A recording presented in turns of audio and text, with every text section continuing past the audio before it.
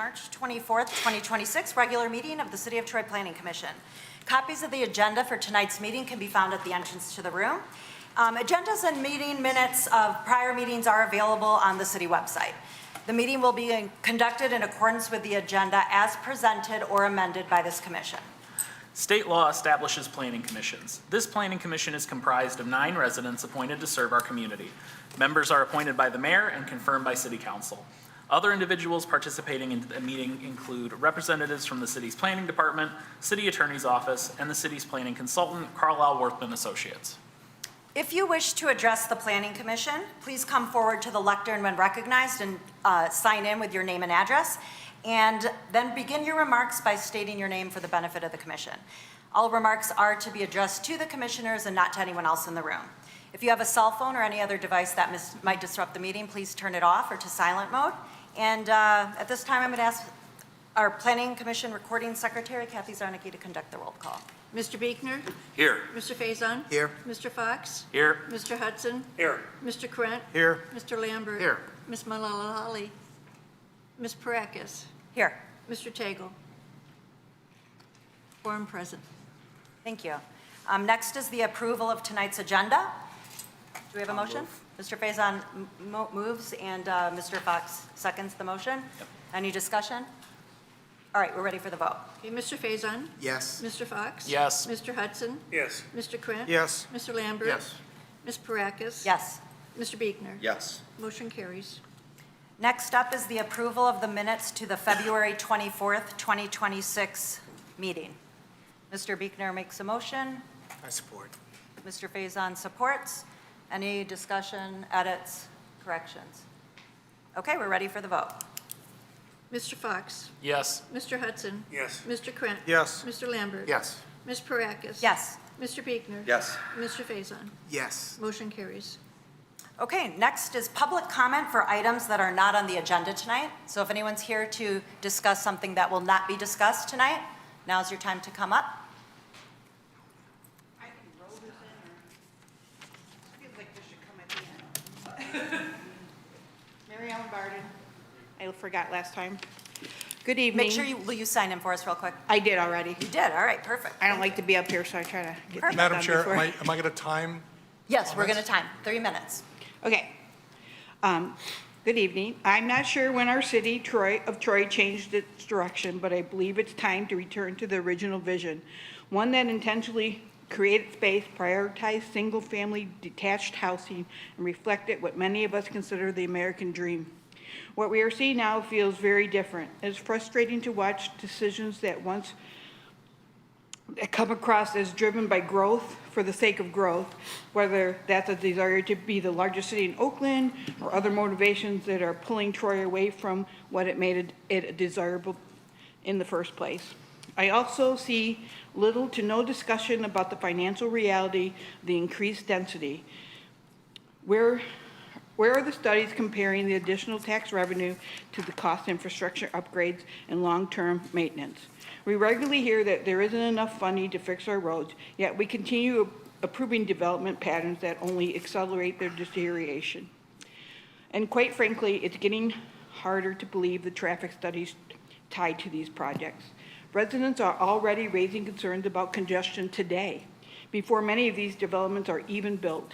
It raises serious questions about whether those projections truly reflect real-world conditions. I am tired of hearing that these decisions are simply in accordance with the master plan. I raised this point with City Council last night. The master plan itself needs to be revisited. Right now, it places a heavy emphasis on density, and I believe it should be updated to better reflect the originally envisioned Troy.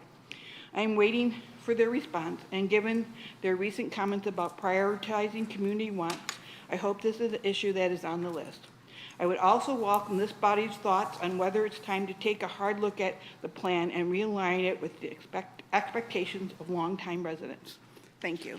Thank you. Is there anyone else? Come on up. Good evening. Good evening. Actually, my name is Anthony Kappas. Okay. And actually, my comments, it was debated whether it belonged here or in one of the items, but I'll just give them to you quickly, and then if it needs to be reiterated, we can do that. Last Thursday, one of the developments on Eckford went through its cleaning process where it was taking all the trees down. In the process, they knocked down a tree that housed two baby great horned owls, about a week old. One of them died on impact when they fell. The other one we were able to rescue, and fortunately, thanks to the city manager's office as well as the road commission, we are putting that bird back up. Hopefully, the mother and father will be able to find it, and it will find its way back to civilization or wildlife. The reason I'm bringing all this up is the question came up, and I've been researching it all day today as to who is responsible to request a wildlife survey. DNR pointed to Eagle. Eagle said, nope, the clear responsibility of a wildlife survey lies within the city. It's something that should be there and placed upon the requirements of the developer once they're putting their site plan together. In the early days of Troy, it wasn't that big of a deal because, and I'm sorry, do I get 3 minutes here? You do get 3 Okay. minutes. Because there was plenty of land. Nowadays, as one of the people on this particular council said, told me 2 years ago, all of those lots that were basically farmers' fields are gone. What we're stuck with now is the one that's similar to Crooks and Waddles, highly populated with trees. God only knows what species that are in there, especially endangered ones, like the owl that just died, is there without somebody giving the site plan. So I encourage the planning department to not only inflict a request or requirement for these two builders to go forward since they have the authority to do that, but also in the future that you would require that developers put together a survey, a wildlife survey, to make sure that whoever's out there, whatever animals are out there, are not endangered. We're killing off our precious animals. Nobody seems to care. Thank you. Thank you. Did you sign in? Yes, actually I did before. Okay, all And I right. didn't know I was supposed to. Okay, thank you very much. Mr. Sabadan, I don't know if you wanted to, if you had an answer about who's responsible for a wildlife survey, or if you're not something you know off the top of your head. It's not something I've Okay. ever dealt with in my career. Okay. I could look into it. I'm happy to do so, but I don't know of any communities that do it, that have that requirement. I just don't know. Okay, all right. Thank you. Is there anyone else here who would like to talk about something not on tonight's agenda? Carol Villamel, also live on Eckford. I'll sign in a second. Okay. Want to first of all reinforce exactly what Tony brought up, because we're the ones who actually rescued, my husband and I went out and rescued the owl. We've got pictures. It's just, I mean, amazing on that, but so sad because even DPW being right behind us, everybody knows the eagles, the owls, there's so much nature back there, and why it doesn't get checked out, I don't know. So that's something that if we can somehow push for it for future areas that are very dense. And matter of fact, we spoke at the last one and concerned now about more trees being cut down. We're watching very closely as to what happens on that particular property, but as we're watching them now thin it out, we can so clearly see into that property now. So they're keeping some of it, but also requiring, especially in properties like that, maybe have the builders put in more barriers when they're done. I have to go revisit those site plans, but I don't think they're gonna have a whole lot of barrier in between, so we're gonna be able to see straight through to all the houses over there, where today, of course, it's a vacant lot, there's all the trees. So just something, especially in those dense areas, to reconsider for future builders, because we unfortunately know that there's gonna be more areas. And we're not against things changing, but protecting and also being considerate of those people who are still here, because when we were here a couple years ago, builders have all the rights.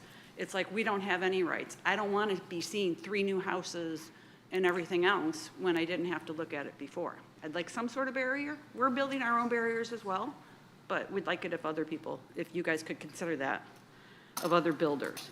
Because it was brought up last night as well, on the Big Beaver one, where they're going to be putting a barrier of trees in there. On the Big Beaver one. I'm pointing to you because you were there last night, so you probably know what I'm talking about, so I'm sorry. But just something that would be appreciative to think of for future. Thank you. Okay? Yep.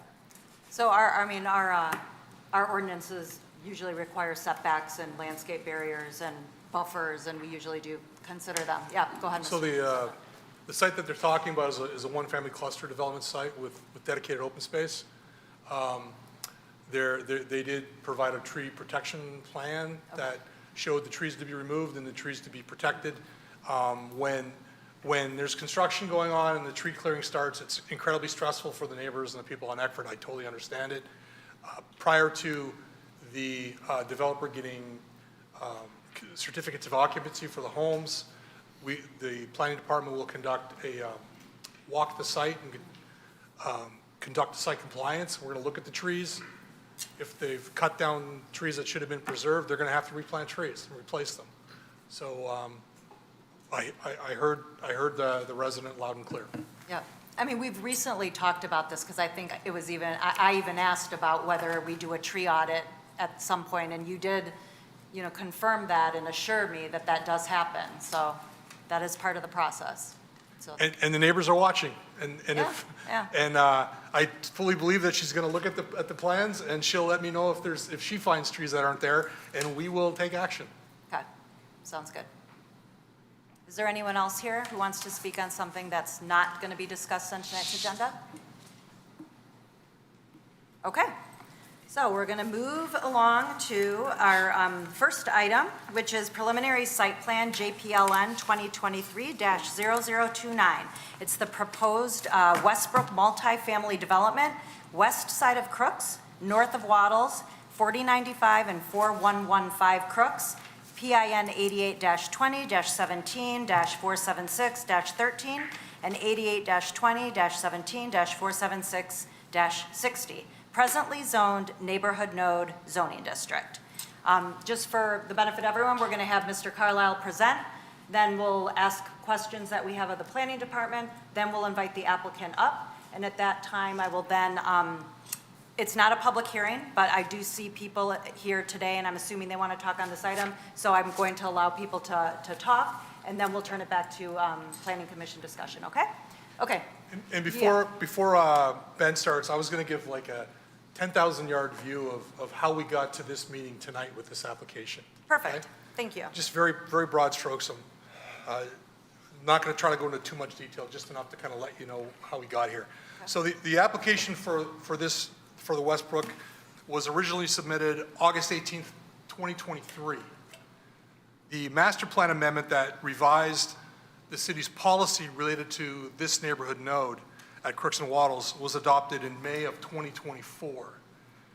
And the draft zoning ordinance language that would implement the amended master plan has not been adopted yet.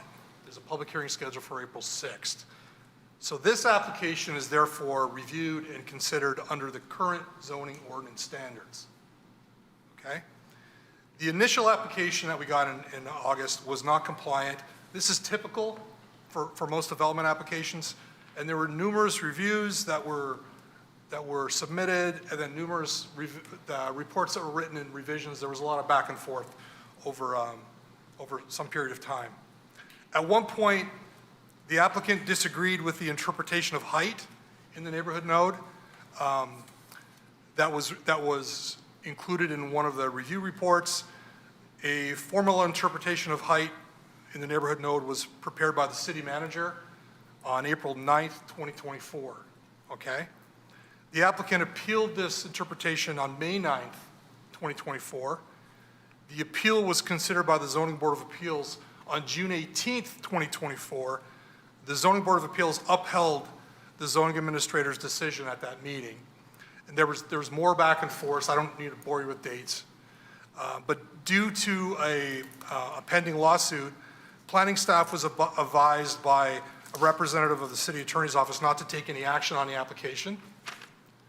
Then in January 2026, the court required that the planning department process the application. And we requested an escrow fee from the applicant that was provided to the planning department February 23rd, 2026. And this triggered reviewing this application again.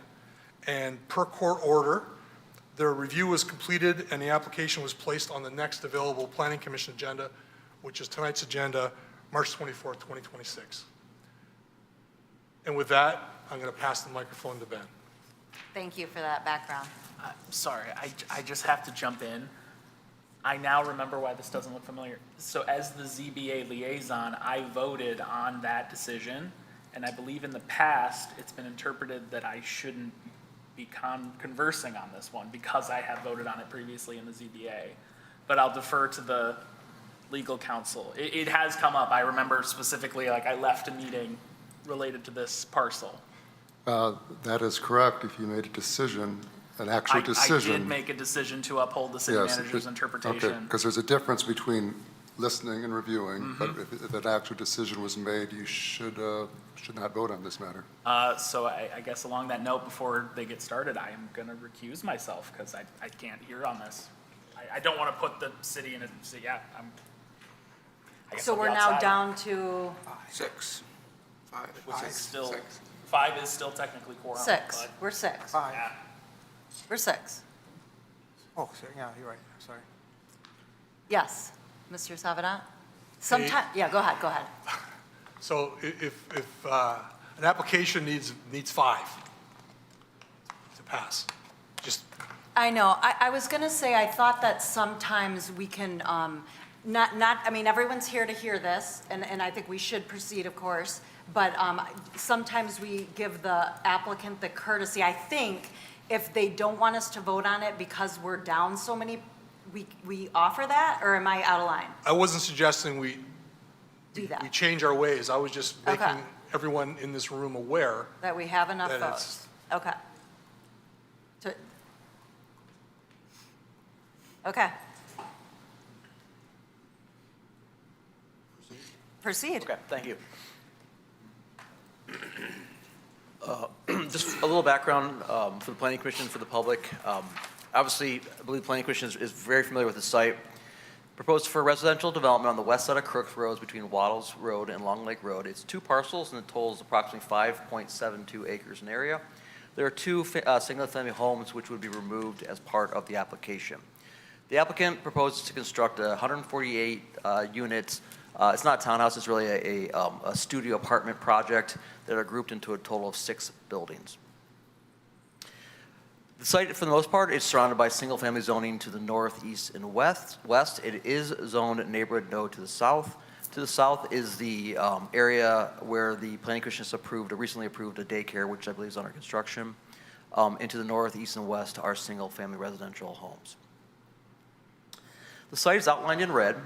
We do know that the green line, hash line, is the lane drain, and there is associated floodplain that's located in the southwest corner of the site. You'll see when I show the site plan next that there is no development or grading taking place within the floodplain area, and all work, including grading, is done on the east side closer to Crooks Road side of the drain. So that area in the southwest corner will remain undisturbed from the drain.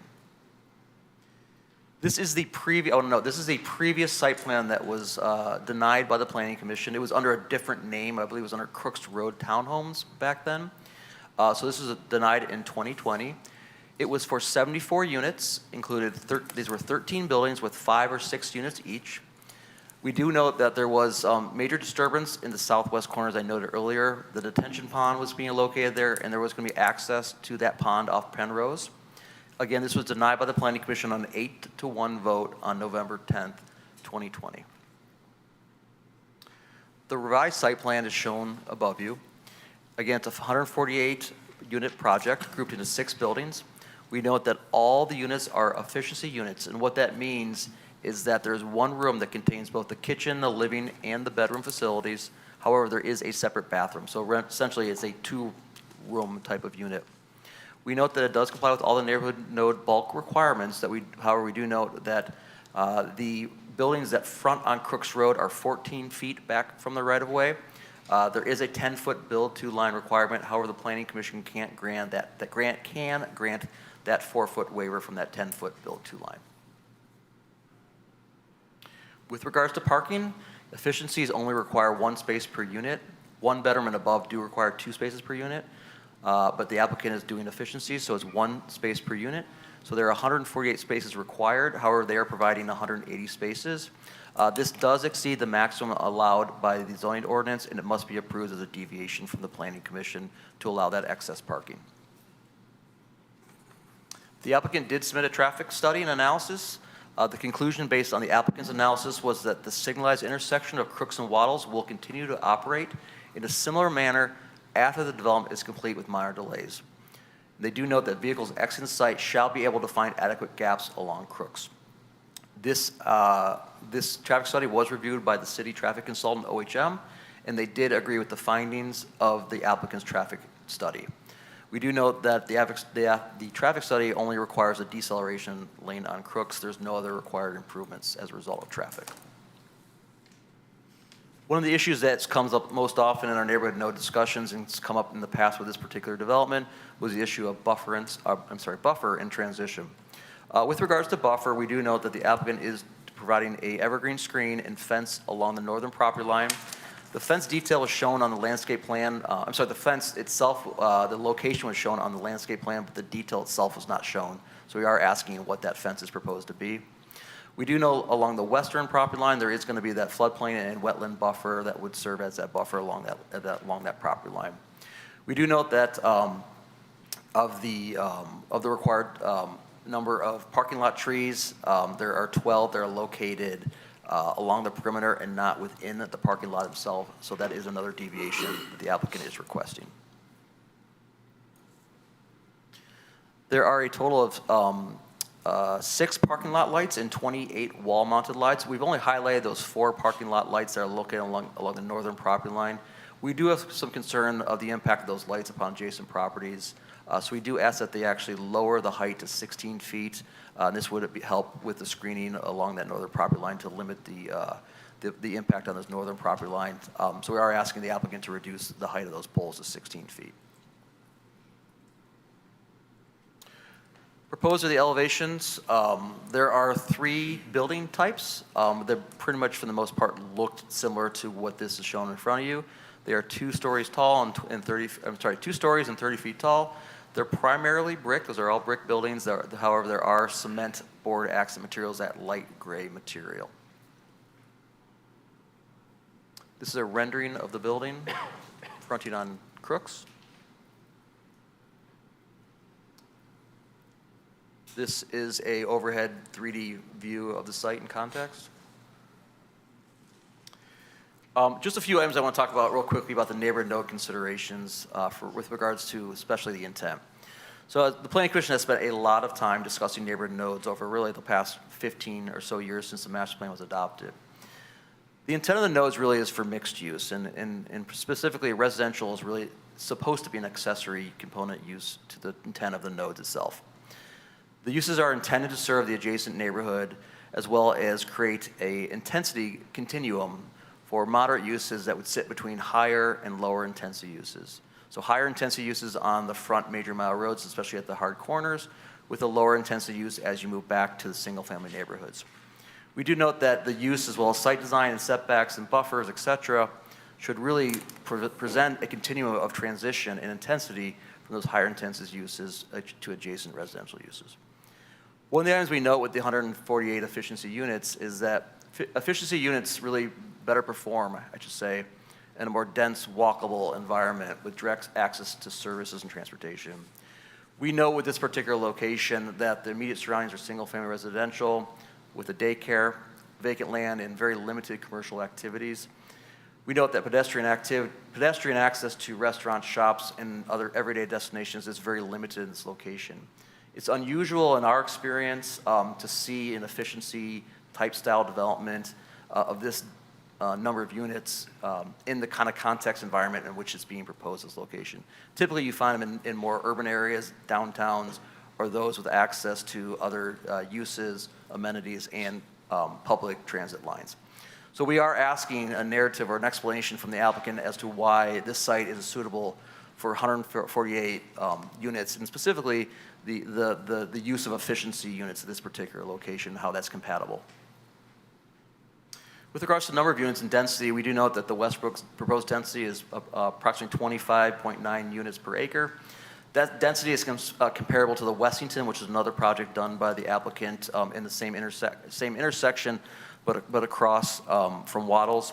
But it's higher than several other nearby developments in the area. Again, we note the site is surrounded by single-family homes and vacant land. While we note that density alone, the number of units alone, is not the sole issue, the item of compatibility, transition, and building character also matter with regards to neighborhood node developments. Again, the master plan for this area, even the previous master plan for this area, calls for low-scale development and a transition to nearby residential uses. So again, we ask the applicant to have a discussion with the Planning Commission about how the proposal meets the transitional intent of the neighborhood nodes for this particular node. There are 3 standards the Planning Commission should consider with regards to the site plan. 1, will the development ensure compatibility to existing commercial districts and provide a transition for land uses? Will the development incorporate recognized best architectural practices? And lastly, does it enhance the character, environment, and safety for pedestrian and motorists? So in summary, we're asked the Planning Commission to consider either the following items. 1, have the applicant either reduce the parking or justify the number of parking spaces. Provide a narrative as to how the efficiency unit development is appropriate location and transition between land uses. And lastly, does the application meet the site plan review standards set forth in zoning ordinance? If the Planning Commission does approve the preliminary site plan, we recommend the conditions that the units either remain efficiencies or can only be amended provided that the required amount of parking is provided, that there's an ADA ramp provided for all barrier-free spaces, that the applicant provide a fence detail along the northern property line, and lastly, that the applicant relocate the parking lot trees internal to the parking lot. Thank you. Did you have the part about the lights, lowering the lights? You know, I don't think I put that in my condition, but yes, that should be added as a condition as well. Okay, thank you. Okay, does anyone have any questions for Mr. Carlisle? Yep, Mr. Faison? So you mentioned the neighborhood node intent statement said that residential was an accessory use. Is that the previous iteration of the master plan? Is that the current language or is that the proposed language, I guess is my question. It's in the current language, it clearly states that that's the intent. Okay. In the previous master plan, it's inferred that that's the intent, and I think the Planning Commission really doubled down on it when we re-looked at the master plan and updated the current language. And then can I ask one follow-up question? Yes, of course. So the second one deals with the efficiency units and the parking. So there's 1 spot is required, right, versus 2 typically for an apartment. Is that because the underlying assumption is that 1 individual will be living in that unit? That's the underlying assumption. 1 individual. You know, efficiency apartments are really made for 1 person. It's a tight living space for 1 person, let alone a very tight living space for 2 people.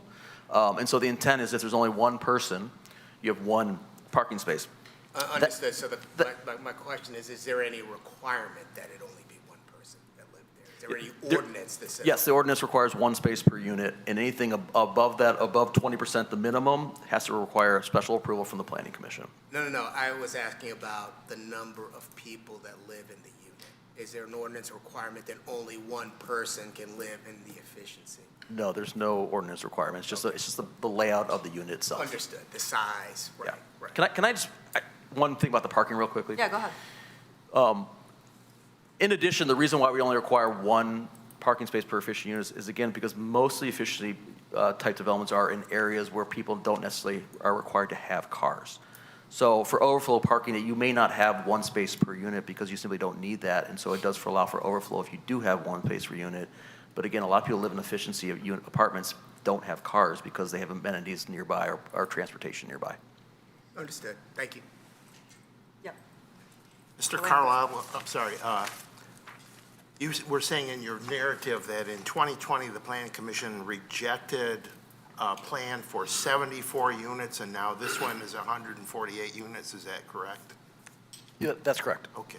And in your report to us, you had a comparison with this density with the other existing similar type properties in this area, but the one you didn't mention was the one we approved late last year, which hasn't been built yet, which is Mr. Shahaib's property on the exact opposite side. How does that project compare to this one? I don't know, let me look into it and I'll get back to you. All right, Yeah, thank you. Thanks. That's a good point. Anybody else have any questions for the building department? Okay, sorry, planning department. Okay, we'll go ahead, sorry about that. No, it's fine. I keep regressing to say that. All right, so I'm going to go ahead and invite the applicant up at this time, I think. We're good for that? Okay. Does the applicant, I'm not sure who's here today to. That'd be me. All right, come on up. Thank you. I'm going to scooter my way up there. Okay. The joy of a severed tendon. Can we help her maybe lower Oh, that? I'm good. I can. Are you sure? Yes, can y'all hear me? Yes. Perfect. Hello, I'm Cindy Rhodes Victor. I represent Tollbrook North. With me here today are the principals of the company, Sam Staffa and Arben Staffa. And we're here to answer questions. I'll just talk briefly about this project. The project that's being presented to you today is very different than the one that was presented in 2020.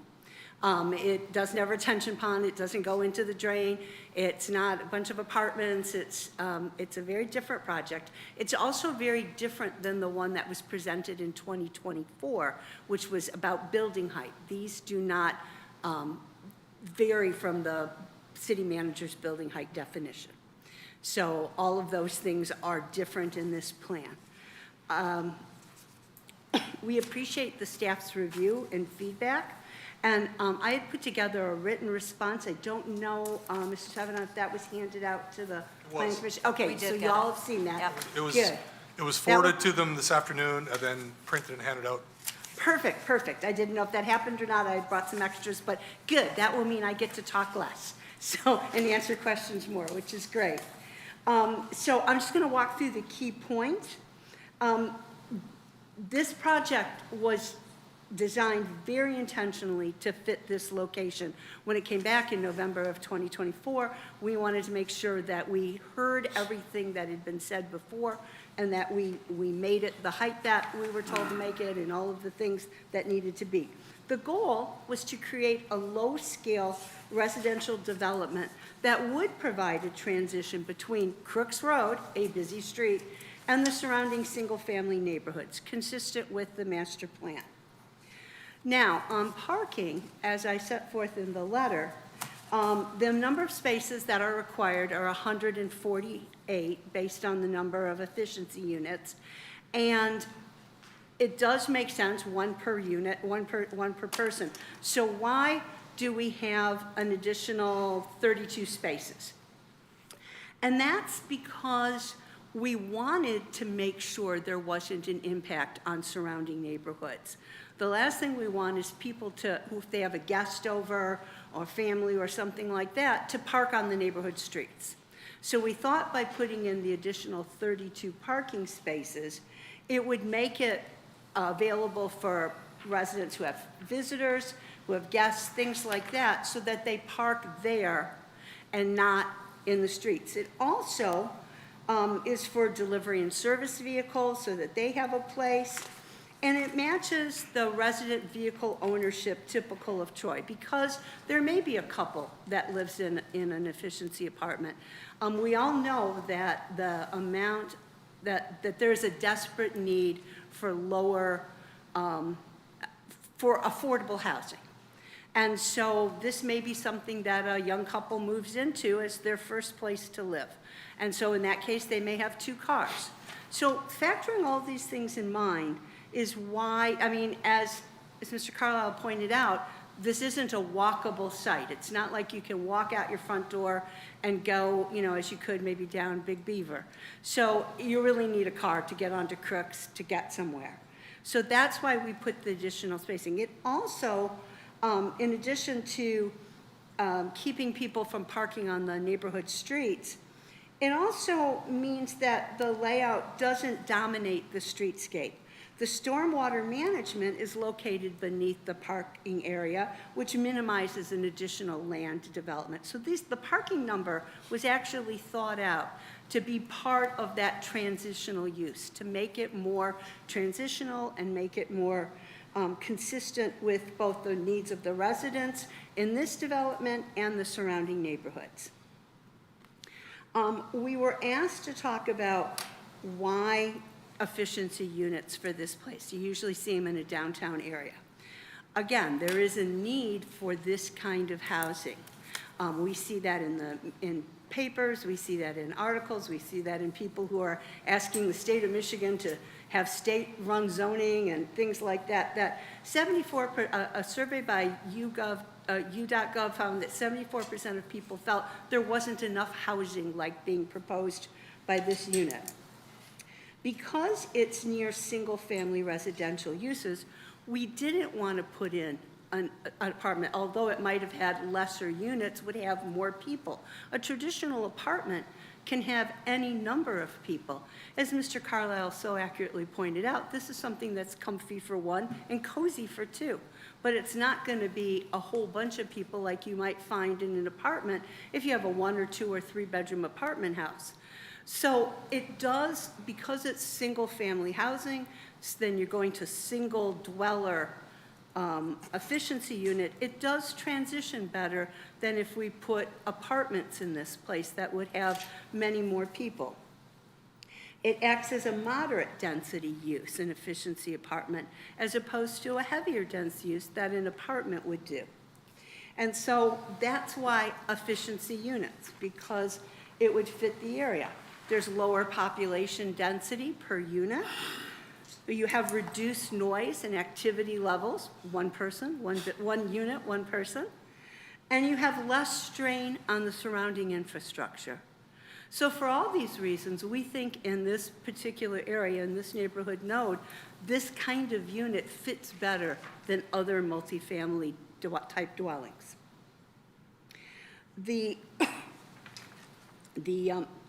As I mentioned, there is a community need. It's good for young professionals, single occupants, empty nesters, workforce residents. It's a perfect place for that. And there, again, access to Crooks Road, and it takes you to the freeway.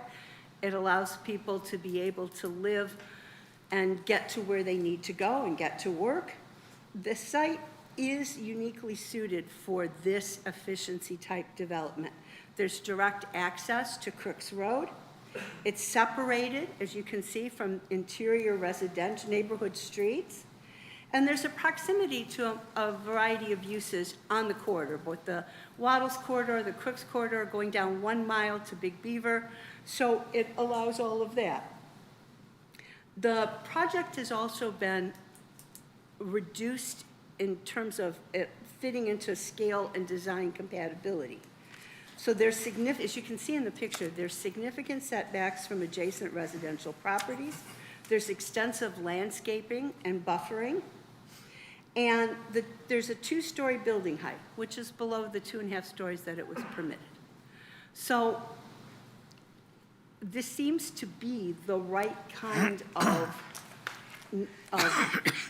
development for this site. With the efficiency development, less people, less noise, less density, less of everything. And as we were talking, if we were building apartments, you'd have to have 2 parking spaces per unit.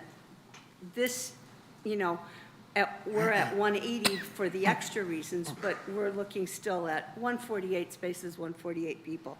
And please know, we're willing to work with whatever the city wants us to do with parking. If you want us to have less parking, we can have less, we'll do whatever. But there were reasons for it. The last thing that we were asked to present on was how it complies with the design standards. And I've talked about the compatibility and transition between the uses, between the Crooks Road and between the neighborhood and what we are in the middle. We have lower building height and massing relative to the allowable standards.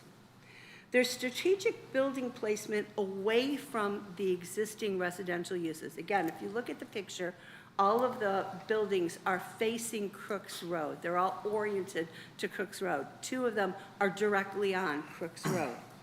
There's landscape buffering, as you can see all those trees that are there, that are along property lines. And the internal site orientation minimizes visual and functional impacts. There's a gradual intensity from the major arterial roadway to the neighborhood. The architectural design and quality, we're using only high-quality architectural design and materials. There's brick and fiber cement siding. There's varied facade articulation and architectural detailing, as you saw in the rendering that was presented. And there are balconies and patios that will encourage visual interest and enhance the excuse me, 4th hearing of the day, and advance livability, so that there's not a monotony. We're not just putting up a block building. There is design features which make it attractive to look at, as the rendering showed. Pedestrian and vehicular environment are an issue that we have to consider. And that was one of the things that we considered when we designed this site. It's designed to enhance safety and usability for both pedestrians and vehicles through an internal sidewalk network connecting all buildings. And since I've had to use the scooter, I have become really aware of how important that is. The clearly marked crosswalks, direct connection to the existing sidewalk along Crooks Road, as you can see in the picture above, and logical vehicular circulation patterns, which provides a safe and functional environment. Now, I heard that there was a need for ADA ramps, and we have no problem with that, so we're happy to do that. In addition, there'll be community and site amenities that will lead to the livability of the site, and there'll be outdoor gathering areas with fire features. There's a fitness and leasing facility, and landscaped open spaces throughout the site, as you can again see in the picture. So I think with all of these things, we do comply with what was thought of in the neighborhood node F. It's appropriate for this site. It transitions well from one to the other, from some of the single-family residential homes to the busyness of Crooks Road. And we meet the three criteria that Mr. Carlisle brought up, and things that need to be considered. I'm happy to answer any questions. And if I can't answer them, I know one of my clients can. Okay, great. Who wants to start us off with questions? Mr. Lambert? Usually Mr. Beekner asks this question, but since he's not asking, I'll ask it for him. As part of your efforts to make sure that you had an appropriate transition to the adjoining single-family homes, did you go to the neighbors to get their input on the plan? I believe that my clients have been interacting with the neighbors from the beginning, back in the 2022, 23. With this plan, what we did was take the input that we heard from the Zoning Board of Appeals decision and the city manager input and the things we heard at that meeting, and we made that, and because people were speaking at that meeting as well, and we incorporated all of those. Thank you. Yep. Yep, I Mr. can go Kren? forward. In the section 8.06 outlines site plan review design standards. Section B there, under 1, if we could bring up page number 57 in our packet.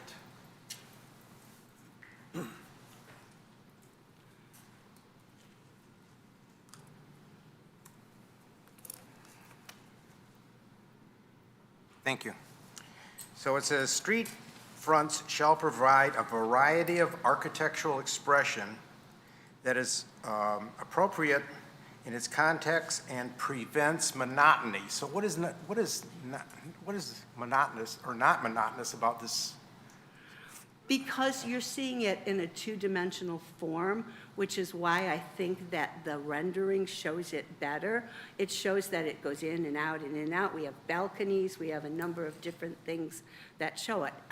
It's not just a flat surface. Oh, I agree, but in and out, but I'm saying, if I had a rubber stamp vaguely and went down the line, they virtually look almost identical.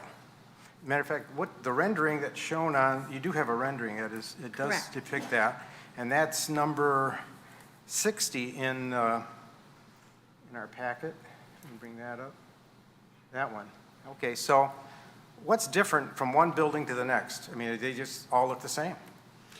They look somewhat similar, but I don't believe them to be monotonous, and that's one of the reasons we put in the design characteristics that we did.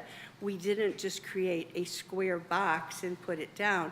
We made sure that there were different features like the larger windows, the smaller windows, the pointed roofs, the balconies, the different architectural designs on the front of it. I mean, it is not just a flat box that one sees in some other communities, of course, not this community. And so I don't think that it's monotonous. I think that it actually has a lot of character and differentiation from one part to the next part, to the next part, to the next part. In fact, there is a difference among them, and that's why we do it. We also have to comply with what the design requirements ask us to comply with. So if we did something very ultra or different, then that wouldn't comply. I mean, if we built one way tall and one small, we couldn't do that. This is the best that we can do, given that we want to comply with the design standards. Well, I've seen quite a few examples of row housing that are vastly different from one another. So, And I understand, and I've actually seen some of those as well, and I've been before other communities who have rejected that because they look hodgepodge. You have one that looks Victorian, and you have one that looks Greek, and you look Greek Revival, and you have one that looks colonial, and I've seen that rejected. yeah, I would reject that also. But that's not the point. There are ways to create interest in and not monotonous. And I see this as monotony as far as what I see visually. It's just the same thing, basically stamped right next to each other. So we have difference of opinion on the monotony issue. Mr. Savinant, did you want to say No, something? I've got a question when Mr. I'm set. finished. I'm all set. Okay, go ahead. So I appreciated your summary. It was well presented. Thank you. Thank you. So we've established that efficiency units have one parking space requirement. 1 and 2 bedrooms have 2 parking space requirement. And the reason I mention that is I'm assuming you and your clients have done a market study to determine that this is something that there's a need in the market. What would happen if one building was constructed and the market didn't really respond to it? Would your clients come back and revise the buildings to essentially theoretically combine 2 efficiencies into 1 or 2 bedroom apartments and convert buildings to 1 and 2 bedrooms if the market didn't support the efficiencies? My client believes that, based on its market studies, that this is what the market wants. So no, there is no intention to create it or convert it into apartments. Okay. There's no plan B in the event that. No, there's no plan B. Okay. Okay. Yeah, go ahead, Mr. Buechner. Do we know the green space percentage? I do not off the top of my head. I know that. So, yes, Mr. Buechner, it's fairly high if you consider the entire site because they are preserving, this whole area counts towards that. It's significantly less when you actually count the area that's internal that's being developed. But it does meet the ordinance requirement because it's only 15% of the neighborhood nodes. Thank you. Can we speak on the north side, the fence? I think that was one of our questions.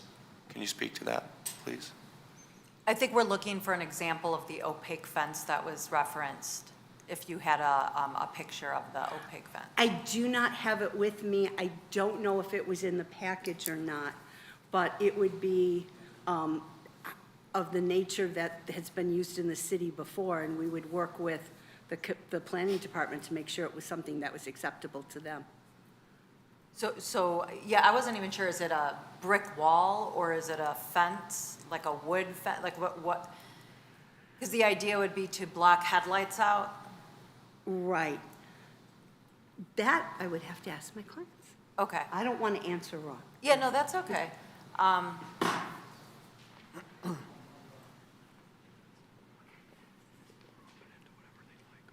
Perfect, that's the right answer.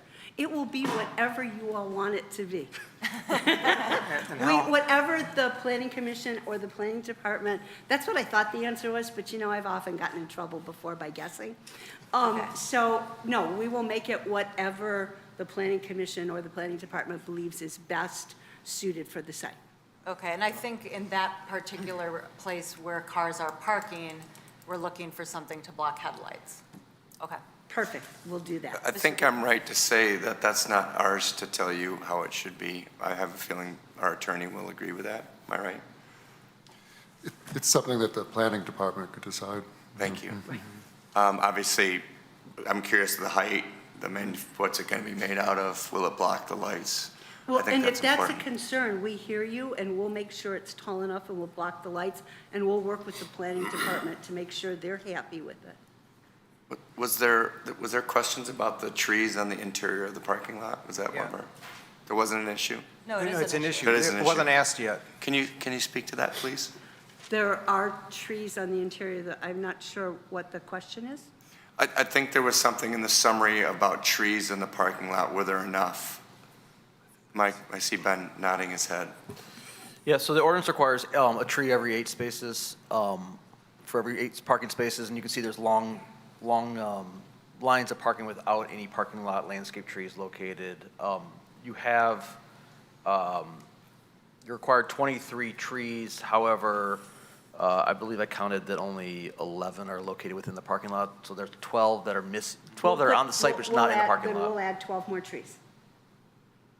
Okay, that would reduce the number of parking spaces on site too, just. let the planning Sure, commission and know. that's why we said we're flexible on the parking spot, number of parking spots, so we'll add 12 more trees. Thank you. Anyone else have any questions? I have a couple of questions. One was, I was having a hard time wrapping my head around the basement efficiencies because I'm assuming there's some sort of an egress that, you know, when you're, I mean, you enter from inside and you go down, but then there's the footprint shows that there's like a patio that extends beyond the footprint of the building, but in the elevations, I don't see that. And so before, we've had applicants come before us where they were like, had below grade, and there was a big discussion on what happens, because essentially it's a hole in the ground. You know, if someone Right. walks by, they can fall in. I don't even see it, so I can't even respond to it. Is there a fence? Is there a, you know? Right, there isn't a hole in the ground, there are patios. So there, how do I describe? Again, I'm going to have to rely on. How about, Arvin, is do it a you wanna describe walkout? how it is best? So you would walk upstairs? Correct. Do you want to describe how it is best? I think, Arvin, you can do that, or Sam?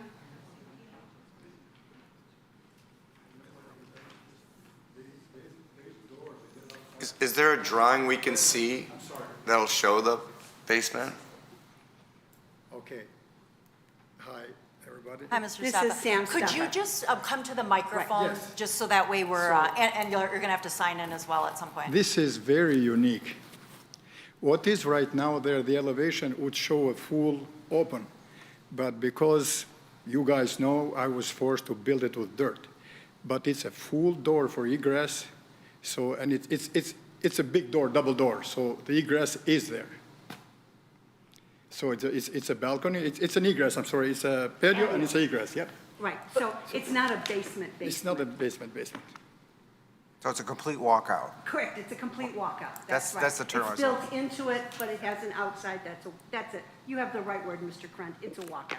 So there were some images of buildings, and there were, like, the elevation outside was like this, Mr. You Staffa? see it here, right here, Right, yes. the elevation drop. Right, this, so. Yeah, right, that's what I'm looking at. Is there something we can see? That would be a first floor, that would not be a basement. So when you enter yeah, that's the look I guess I wanted. So because the building is sort of elevated in a way, or you can say the ground slopes, those basement apartments actually just walk right outside. That is Yeah, you absolutely can walk, correct. it's a full door and window, it's, you know, you just building is, we build it dirt to make it not completely, you know, so it's plenty. And if, from what I understood, the only buildings that have this feature are the A buildings. Yep. Not the B Not, buildings. the other buildings are straight two-story. And then the A buildings, to get to those basement apartments though, from the front door, you Yes. do go downstairs. Yes. So I Will be- read that floor will plan be correct. Concrete poured stairs, very, yep. Oh, it's not indoors? It's indoors, right? Yeah, it's indoors. It's an indoor staircase? Yeah. Okay, okay. Okay. Does anyone else have any questions right now? Let me just see a couple of things. Okay, good. So in terms of the intensity, we talk about, you know, the standards, the transitional features. You know, I definitely think that it's largely improved in terms of setbacks from the neighbors and greens, the landscape buffers. But the transitional feature 3A, I'm looking at the code section 5.06 E3A. Transitional features are architectural elements, site features, or alterations to building massing that are used to provide a transition between higher intensity uses and lower moderate density residential areas. These features assist in mitigating potential conflicts between those uses, and then transitional features are intended to be used in combination with landscape buffers or large setbacks. So I think we've got the setbacks and the landscape buffers pretty well designed, but the massing for me of the buildings, they seem quite massive and intense next to, for example, the single-family home that's to the north, let's say. And then the next transitional feature, B, intensity, says a continuum of use intensity where moderate intensity uses are cited between high intensity and low intensity shall be developed. And I guess where, you know, I don't know about disagreeing, but when I think of high intensity, you know, what is that magic number? On page 26 of our packet, I think it was 26, I might be making that up. There's a chart, I think that's it. There's a chart, and it shows units per acre. And a high-intensity unit per acre, from when I just did a quick search online, it gives about a 15 unit per acre, and up is considered high intensity. And so I think we're at like 25, 26, almost 26. So to me, it is a high-intensity use. I know you talked about, you gave some reasons of how you thought it was less intense than a one-bedroom, and you argued that it was less dense and less populated. I'm just not sure that, you know, I don't know, because Well, it's that's double why- the units. I understand, and that's why we chose the efficiency model versus the apartment model, because The efficiency model at 138 units, what they're saying, what that chart would say is, well, 138 units divided by acres is X. But we're talking units, we're not talking people. Because if you have 138 units, as Mr. Carlisle said, you have 138 people. If you have 70 apartments, 72 bedroom apartments, you have conceivably a mother, a father, and a family, 2 kids. You have the potential there, 70 times 4, for 280 people. The intent, so you can put less units, you could put 70 units, and it would hit that 15 number you're talking about, saying, okay, we're putting 70 units, but you're then putting twice as many people on the site that you would put with the efficiency unit. And that is why we chose the efficiency unit, because it limits the number of people. In a 2-bedroom apartment, you can have 6 people. You can have, any number of people. So, but the usual for a 2-bedroom apartment is 2 to 4 people.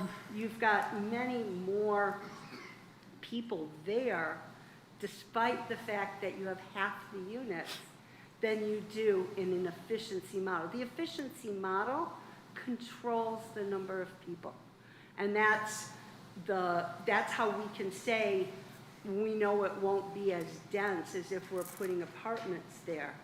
So that's why, and the buildings aren't just one large building. We broke it up into several buildings to break that intensity, so that you have several small units, all oriented toward Crooks, all with that massive amount of green space and buffer and the drain area and everything, that the wall that we're going to put up, so that it doesn't impact on those homes. And so that's why I'm saying it's really hard when you're counting units to say, yes, if you're counting units, it sounds like a higher density. If you're counting bodies who are going to live in that spot, you're at medium density. And the form that my client chose, the form of efficiency, controls that. I mean, I appreciate the explanation. I guess I would think of it as, if we were talking about efficiency versus a 2-bedroom apartment, sure. But a 2-bedroom apartment then would have, I believe, a higher, how many cars are required for 2-bedroom? 2. Still 2.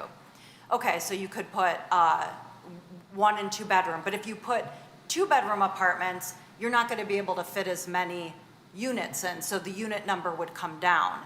While if you went from efficiency to 1-bedroom, I would argue a 1-bedroom, you're still going to get a lot of people living there on their own.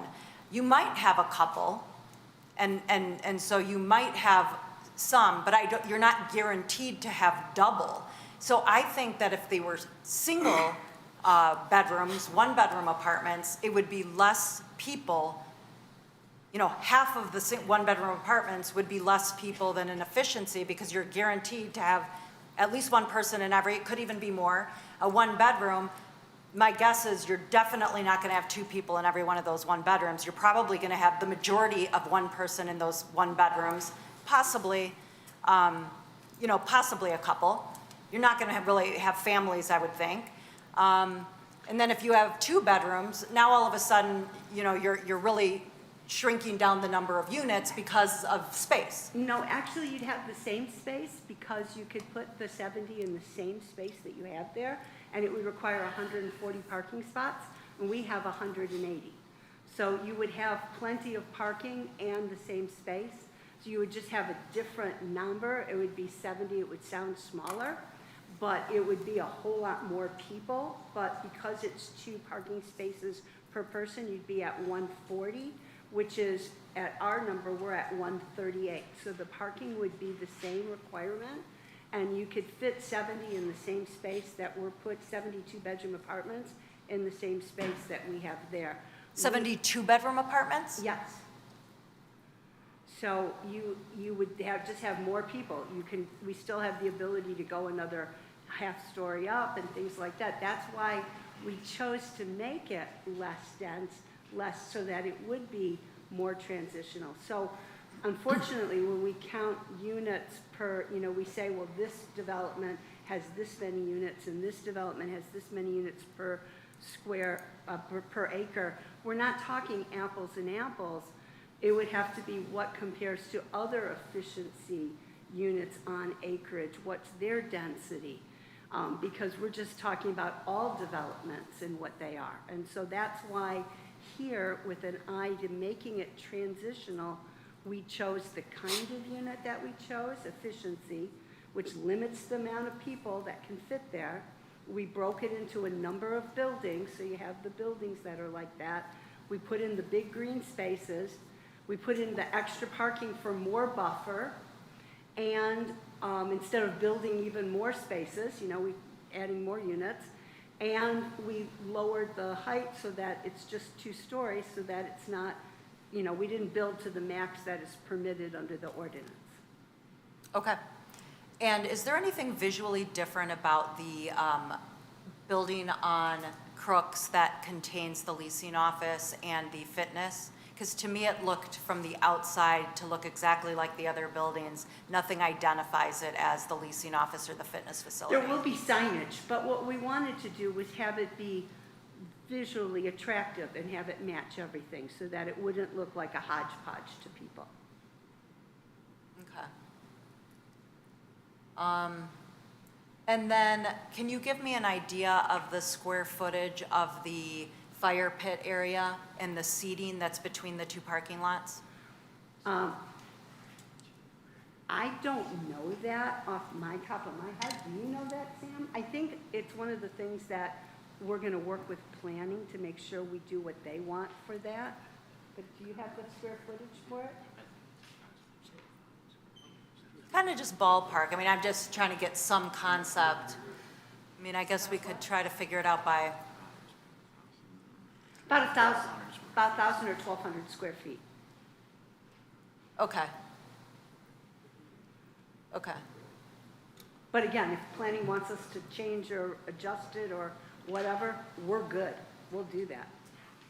I'm just questioning the usability of that space of, a gathering spot, tables and chairs, fire pit, sort of with cars parked all around it, really. I don't know how much it's going to get used. And yeah, that's my thought. Anybody else have any questions? Just to follow up on your thought. Yes. Yeah, I would not have a family gathering or a fire pit event in the middle of a parking lot. It's just not the place to have a fun time with people, with food, drinks, and friends. I mean, how many people want to go out and sit in a parking lot? Not me.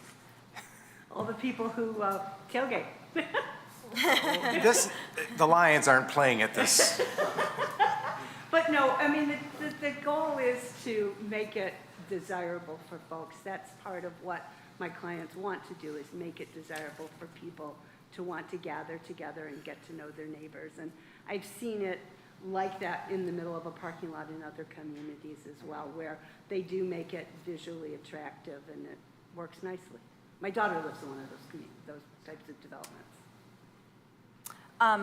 Another question, you mentioned it, and I had actually made a note because I didn't see it, and I might have missed it, but I just went to the wrong page. You in your statement or email, you talked about clearly marked crosswalks, and I had noted that I didn't see crosswalks. Oh, my gosh, I see it right there, right? Yeah. Are those crosswalks? Yep, okay. And then the connection to the existing sidewalk along Crooks Road, I see I'm going to check now before I say it and I'm wrong. There is a connection, I think it's in the other picture, the one with the buildings, the first picture that was up there, you can see the connection more easily. Meaning the doors from the units that front Big Beaver have sidewalks to connect to the sidewalk? No, the connection is, you can get it'll cut into the parking lot, from the parking lot into the sidewalk on Crooks Road. Oh, I see. You can walk out of your door and walk to the sidewalk. Okay, It won't be that you have to jump over a bridge or whatever, you can be able to get to it. okay.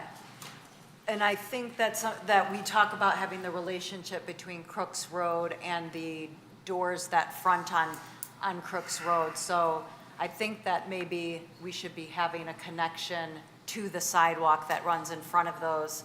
So the units that have doors that front Crooks Road have a sidewalk that connect it. So if they walk out their front door, they can walk to the corner. Correct, and I believe that there is something like that, but I will make sure we do that. Okay, okay.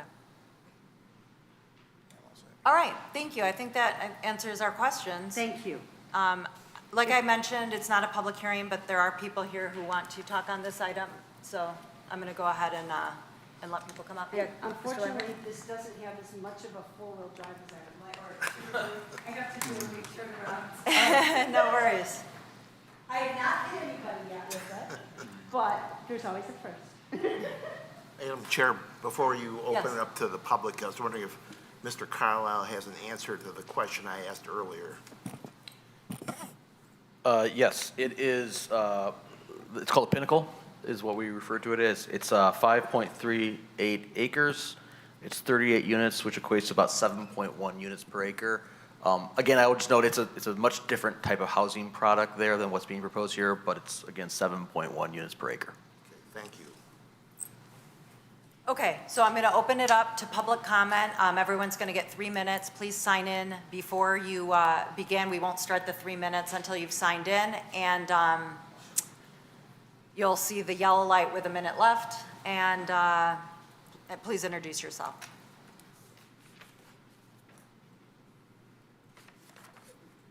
I'm sorry? Well, I don't know if this is appropriate, but you said it's not a public hearing. I don't know what that means. I don't want to cut into my 3 minutes. So is that a question I ask after this, or? No, no. Well, I won't start the clock. So this is a public meeting. So it's got to be advertised per the Open Meetings Act. I don't want to steal your thunder, Alan. So you want to answer it? There are certain types of approvals under zoning law that require what's known as a public hearing. Site plan approval is not one of those. So what the chair has said is this board does not have to have a public hearing, but they're going to allow public comment. And under the rules of this board, public comment can't be limited to 3 minutes. Okay, thank you. And I won't start the clock until after you've said your name and address and signed in.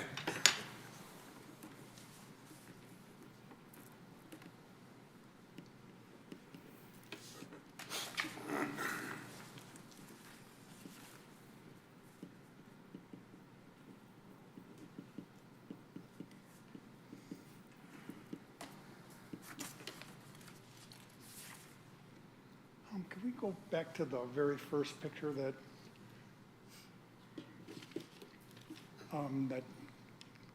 showed wattles and that? Thank you. Okay, my name is James Musial. I live at 4160 Glen Castle, Troy, Michigan. I'm on the board of the Woodlands of Troy.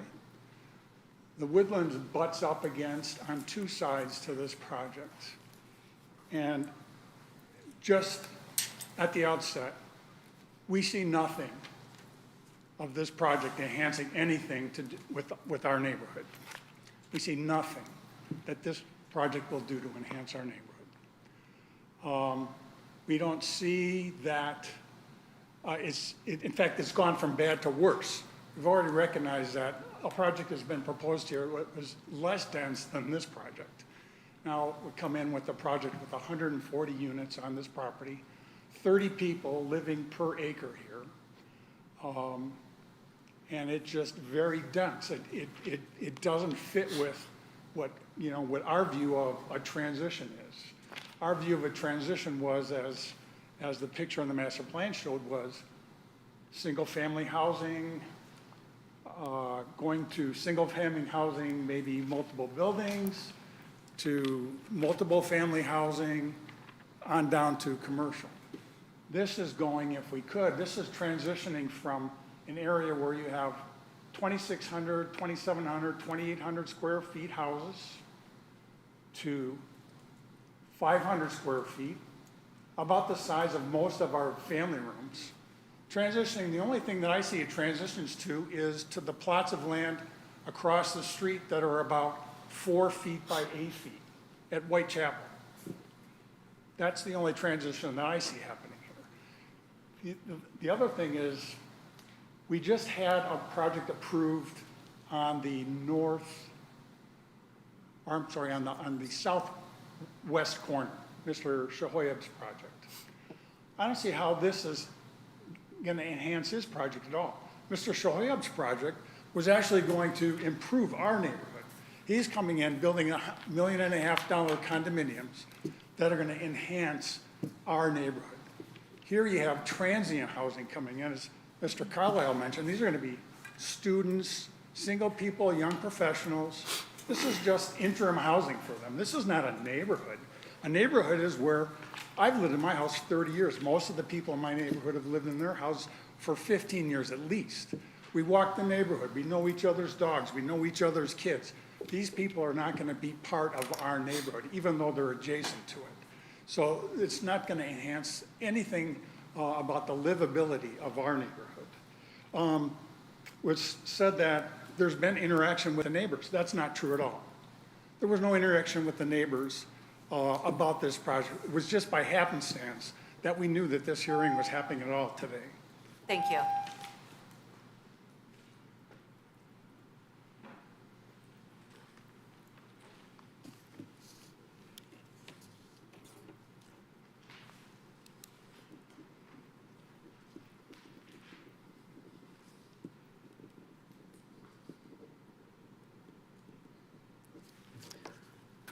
Good evening. My name is Paul Bayless. I'm a resident in Woodlands of Troy.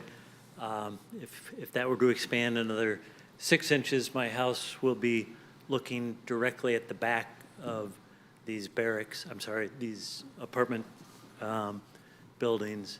And to the point of interacting with the neighbors, I've not seen anybody come to our neighborhood to ask about this.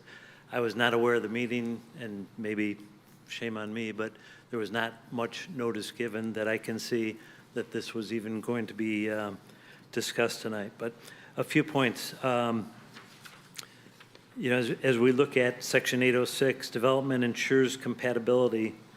As Jim mentioned, this has no compatibility at all to anything that relates to this piece of property. Incorporates recognized best architectural building design practices. The only thing that I've seen that's worse than this is down the street, those white buildings near the 7-Eleven that seem to have stalled in their construction process for quite a while. Not sure what's going on there, but I guess I was not shocked to learn it was the same developer that's proposed this set of buildings here. Number 3, enhance the character, environment, and safety for pedestrians and motorists. Again, maybe harking back to the traffic studies, Waddles is getting increasingly difficult to even pull out onto. We now have a school under construction, which I'm very concerned as to how close that school is to the street and how little actual property there is on that school to include parking and any playground area. So I think this just goes into the more compression of an area that, certainly doesn't enhance the character, environment, or safety for the pedestrians.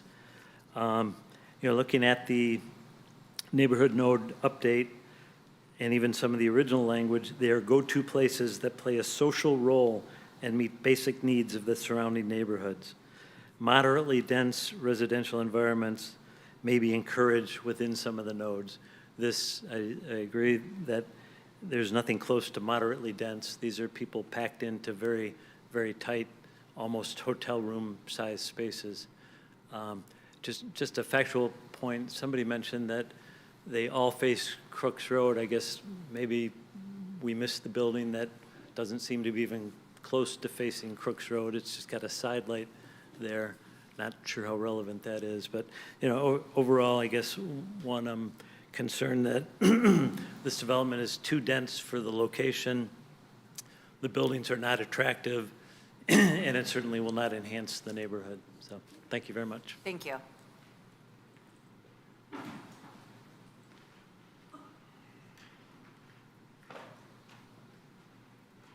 heard the louder I'm replacing chairs. Oh, go ahead, right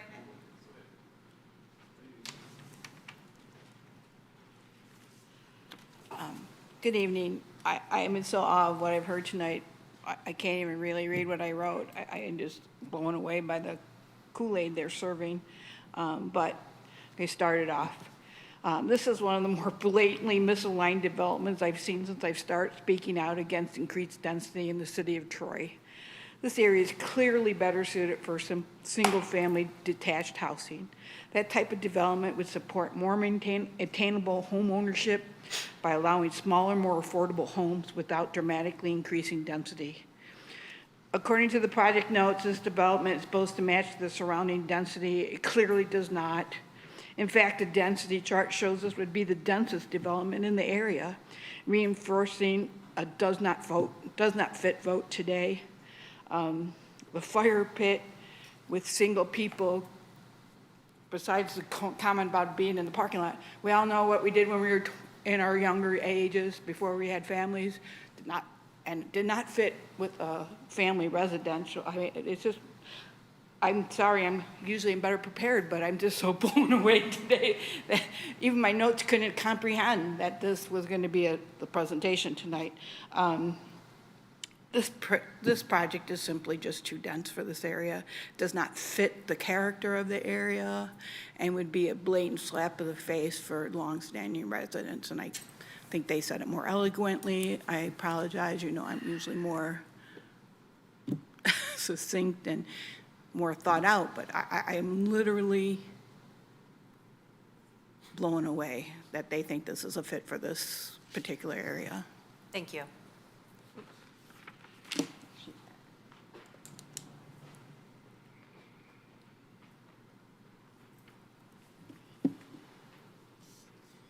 Ms. Zaricki, you noted that she had already signed in, Ms. Morales. Thank you. Yep.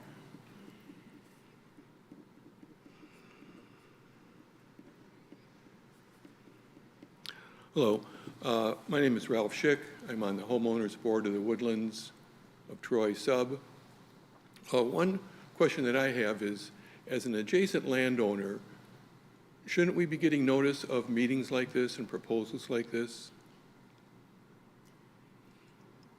This isn't a Q&A. I'll address it afterwards, but I'll let you go ahead and complete your. Okay. My other comment was, at a previous meeting, I thought the commission adopted language that future development should have more suitable buildings to align with the surrounding areas. And apparently that hasn't made it to the zoning commission. Is that going to be in April, your proposal to do that? I'll address it afterwards, but I think you're asking about the zoning ordinance amendments, when they're going to be voted on? Correct. Okay, And, well, and what I'm leading to is, could this proposal be tabled until that zoning commission looks at the proposal that the planning commission has made? Yeah, I'll address it when you're done. Okay, another point that I had just regarding this development is, how large are the efficiency units going to be? Do we know that? 600 feet, 500 feet? 600, okay. The other thing that I had that came to me is that looking at this parking lot, if we have snow in the future like we had this past winter, I can't see how snow is going to be plowed with that configuration. Where is the snow going to go when you have every parking space filled? That's just something that, it's a practical consideration. So that was a comment. I agree with the former neighbor who said that the white buildings in the Westington are, to me, very inappropriate with the current design of those buildings. So they're really, to me, like an eyesore. One other question I had is, are the parking spaces going to have assigned numbers to them so each unit at least knows where they're going to be parking and where the overflow is going to be? Another question I had is, does the city of Troy keep records as to occupancy of efficiency units? Do we know how many efficiency units there are and how many people actually live in those to help us decide, you know, maybe 2 people want to live in a small spot. That's what the young people want to do. So I don't know. So anyway, those are my comments, and thank you very much. Thank you. I did mark them down. I'm going to wait till public comments over before I respond to some of those.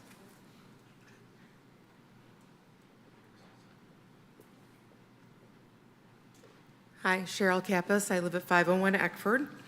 I'm living through something similar to this situation now. Your home values on those adjacent to those, it's not going to go up anywhere. It's going to definitely go down. 148 parking spaces or 148 units. You know that more than one person's going to be living in all of those efficiency units. You're at 296 cars. I don't know where you're going to put all those cars. And I totally agree that snow is going to end up at the end, or it's going to end up out on Crooks Road for the city to take care of.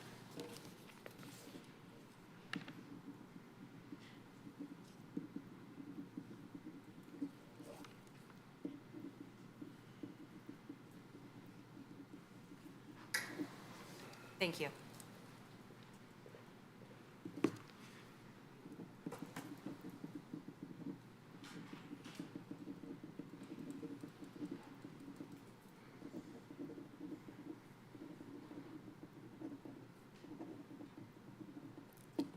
Hi, Fabrice Murauskas, a resident of Maryhill Acres,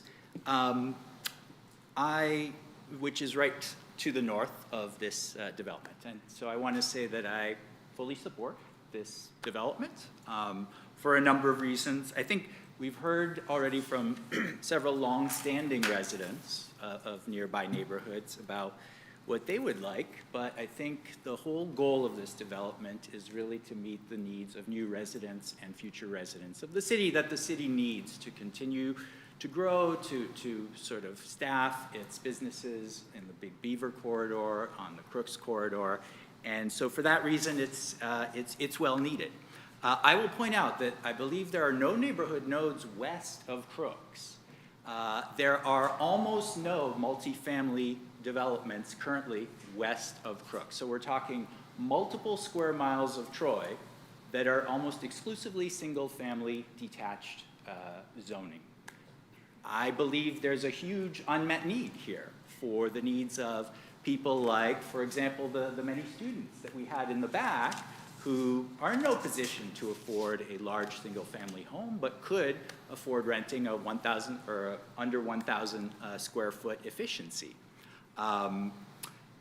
You know, I think the fact that the efficiency was mentioned as sort of a unconventional maybe style of housing, I think maybe just like we talk about sort of new ranch-style homes serving an unmet need for the missing middle, I think efficiencies could serve an unmet need for singles who are not yet attached and who are working in Troy and need a place to live.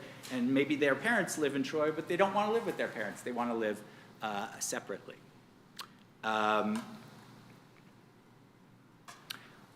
couple other things. I think this is equivalently dense to the Westington, which is just kitty corner across from this development. So in that respect, it does match the neighborhood. You know, the issue of traffic on Waddles, it's a problem. On Crooks, traffic is not a problem. Crooks is a giant sort of thoroughfare. I don't see any problem in terms of traffic there, and I think the traffic studies would back that up. Yeah, and the last thing I would say is maybe we shouldn't be in position of questioning market demand for a particular style of housing that's proposed to be built. I don't think there's any sort of unmet housing or sort of vacancies in Troy. Troy's in high demand by all sorts of residents, and if they believe that the efficiencies will be sort of quickly snapped up, I think we have no real reason to suspect that that's not true. Thanks. Thank you.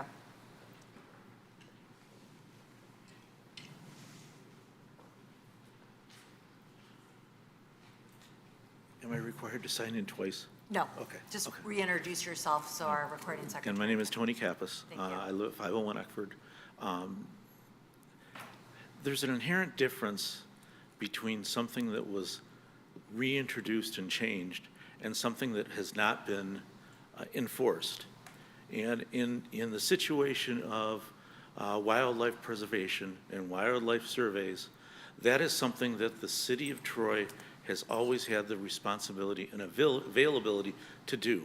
Whether they chose to enforce that or not, to me is irrelevant. Therefore, I'm asking that the planning board table this particular facility or complex until Mr. Savadant and the rest of the city council is able to determine exactly who is responsible for the wildlife surveys and how it's going to affect all of the wildlife that's in the back section of this. I think that would only be prudent. If you don't do that, then you can all consider yourselves murderers of any animal that dies at the hand of the developers. Thank you. Thank you. Is there anyone else here who would like to speak on this application? Okay, thank you very much. We should note that we also received several emails. One was from Fabrice supporting the project, and then I think we had one from Andrea Noble, who was not here, Mike Lipinski, who was not here, and those were not in support of the project. I hope I didn't miss anything. Mr. Rouch. Oh, yeah, and Mr. Rout was also not in favor, and he sent an email as well. Thank you for that.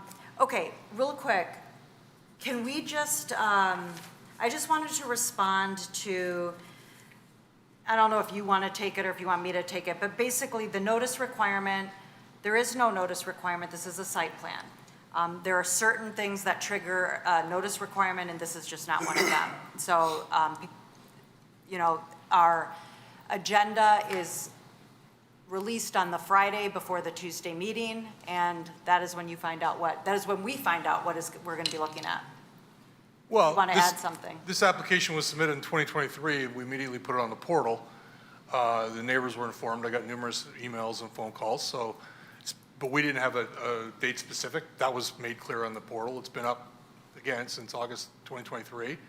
And as soon as we knew that it was going to be on this Planning Commission agenda, we updated the portal. The Planning Commission agenda was posted online last week, and there was enough notice that there's numerous people commented tonight, and one of the comments we got was from California. So I don't know what to say. We do our best. We're not required to notify the neighbors. We're a small staff. We don't have the manpower to do that for every single application. And again, we got a lot of great comments tonight from residents who were informed of the meeting, so. Okay. And then another one, I don't know if the attorney wants to respond, but basically the one about the zoning, just so everyone understands, we made amendments to our master plan, then we recommended zoning ordinance amendments to our city council, who will be voting on it on April 6th.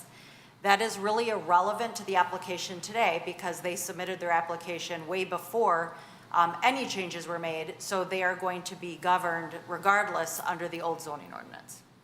Do you have anything to add or correct on that? Okay. So that's that. A couple of questions were asked, which I think are important questions that I would like the applicant, if someone could come answer. One is about snow removal. One is about whether parking will be assigned. And then I also was curious as to what the price point is on these rental properties. I'm assuming they're rentals and not, okay. So what the the price point is on those efficiencies. Let me confirm that. I'll be right back.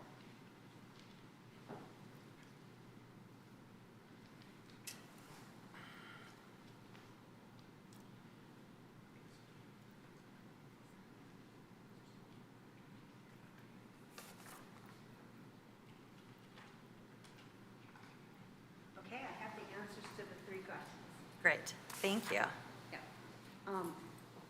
Snow removal, the site is designed for snow removal, and it will be, the dumpster area is where, like, it will be contained, but the area, because of the circle, it can be plowed around and then put over by the dumpsters.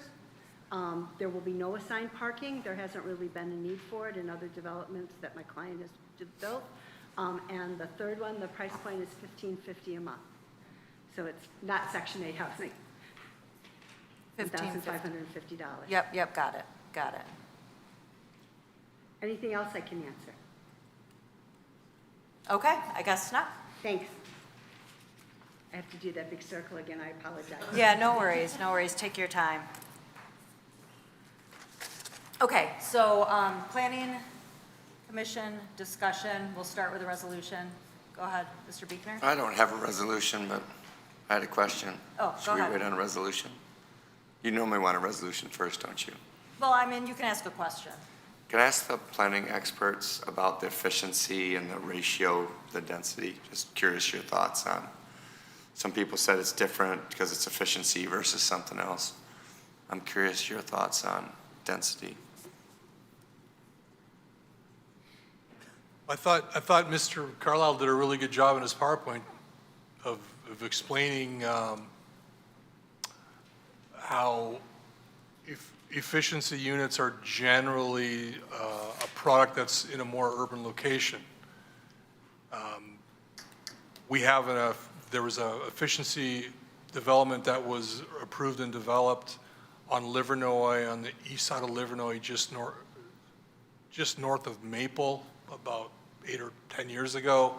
And I remember the applicant's attorney telling the Planning Commission that some of the people who wanted to live in the efficiencies were recently graduated students, and one of the reasons they wanted efficiencies is they didn't want their friends crashing at their place. They'll be able to tell their friends, you can't crash at my place, it's too small. So they were geared to in this instance, to young professionals who didn't have a lot of money, didn't have a lot of stuff, and therefore sought that type of a unit. But that location, you can walk to the movie theater, and there's more shopping opportunities. There's just more amenities to make it more attractive for that type of a tenant. So I don't know if I've answered your question, but I think Thank you. that's where the comments came from. Mr. Hudson. Two observations, if I may.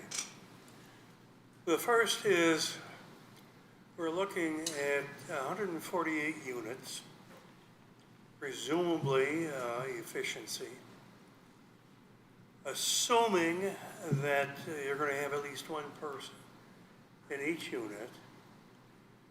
And if my observation of society in this area is about half of these people, 74, are going to be roommates of the person who rented the unit. So now we've got probably about 228 cars circulating in a small area, knowing that very shortly we're going to have a child care group on the corner with small children who don't drive, but their parents do. So in addition to the morning clog we're going to have from these units, add all the parents of these young kids. I think it's overwhelming with automobiles in this project. Secondly, I recall the chart in our master plan. We had a sliding scale of types of buildings we were looking for in this community. And it was pointed out many times about the missing middle. Where did that go? It didn't go anywhere. It wasn't here yet. So I am suggesting that these efficiency apartments are probably misplaced. We have on the north an established residential area. We have to the west except for the child care unit, other residential units. We have across the street a new project at the corner of Waddles and Crooks facing west.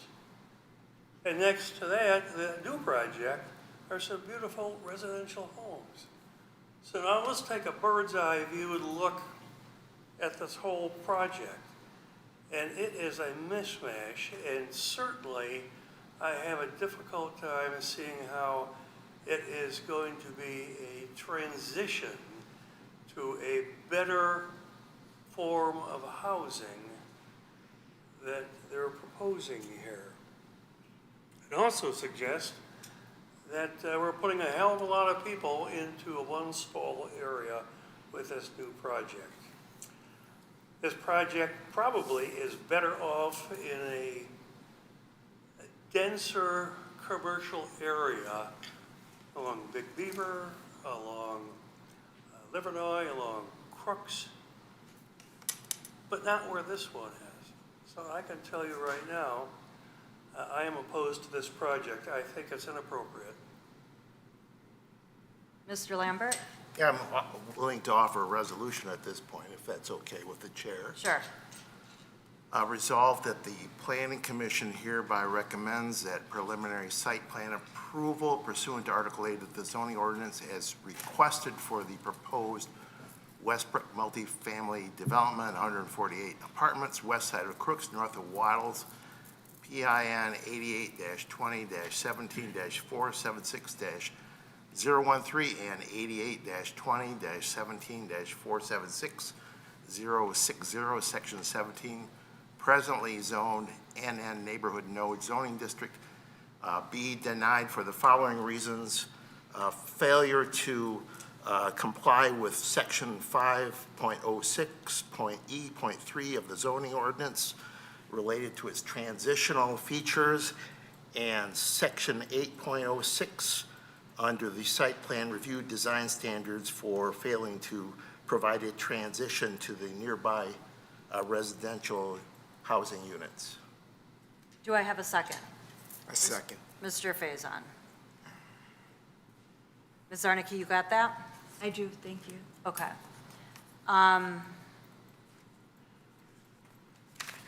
So we have a motion on the floor. We can have discussion. I don't know if I'm not used to doing it this way, but if we have additional concerns, do we have to amend the motion and vote on those if we wanted to add additional things that, and we'll do it piecemeal, and then we vote and say that as well, right? Okay. You're looking at me, but you think you wanted to be looking Yeah, at Mr. I did. Moxney. He nodded his head. Yes, you can do that. I know it, when we do it with the other way, that's how we do it. Okay, so we're open for discussion. It's to, the resolution is to deny the property for the transitional features. And you cited 5.06E3.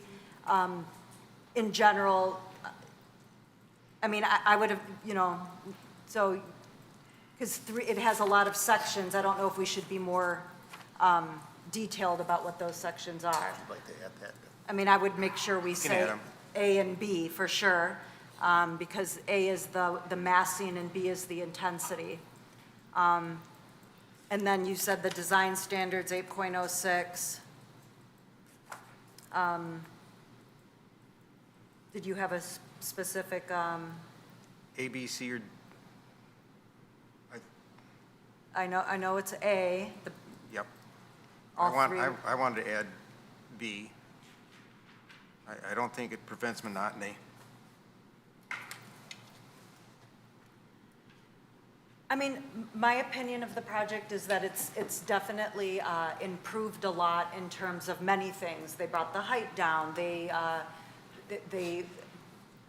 created the buffer. There's the buffer with the setbacks and also the green space. I can't get to the part where I still believe it's quite dense, because I think that the number of units, we're gonna definitely have 148 people if it fills, and we could possibly have more if people are living as couples. While, and then the argument was, well, if we go to 2-bedroom, but I mean, there is a 1-bedroom option, which would cut it in half, and then with a 1-bedroom option, you would have the, possibly one person. You could have 2. So I don't know why we were jumping to a 2-bedroom option. I also want to make it clear, my opinion is I'm not against apartments. I don't believe that it's transient people. We welcome all people in Troy. We welcome renters. I mean, renting is a very common and important piece to our community, and so I don't have any issues with renters. But as it's been said by our planning department and also my fellow commissioners, I do think that the efficiency, the purpose of the best use for an efficiency is where there are commercial activities and walkability or public transportation, which you see in other areas, other nodes, but really more on Big Beaver or Maple Road or like that example you gave. I don't see it at this node as being a good fit either for just the intent. I don't know that any of that was a required amendment, but yes, go ahead. Yeah, I generally agree with you, but one of my issues is that it's all efficiencies. If efficiencies were a component of it, I think I would feel differently about it, but because it's all efficiencies, I agree with the comments earlier that it doesn't really fit in this location and the transition doesn't work with single-family residential. That's fair, and that's important, yeah, to know. And we're going to have more than, I believe we'll have more than 148 people in the 148 units. And to back that up, I'd also say it's almost like a college dormitory building. It's that type of feeling. It's not conducive to the surrounding neighborhoods. One other point, this is under the intent of the neighborhood nodes. This is not to be necessarily added to the resolution, but just a overall comment is under the intent of the neighborhood nodes as a whole, it's stated, the neighborhood nodes serve as a center of the city's economic neighborhoods.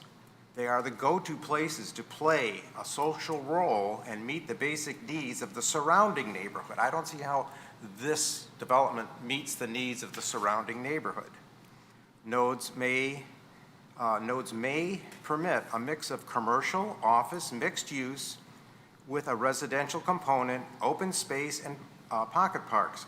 Moderately dense residential environments within mixed-use developments, within it, mixed-use developments may be encouraged within some nodes to provide steady activity for longer periods of the day. Residential uses should be an accessory use to the node. This is the majority use of the node. Okay, thank you. So I don't know that we said anything that needed to amend it, although I think, Ms. Zarnicki, if the motion maker and the person who seconded it, which was Mr. Faison, if you agree with sort of some of the detail we added in the provisions right at the beginning when we cited some of the provisions, I think that's a smarter way to go. Like we added, we specified that it was 5.06, not just E3, but specifically A and B. I mean, we just amended the resolution. You're adding the A and B to the original motion. And then, yeah, and 8.06, A and B. Thank you for that.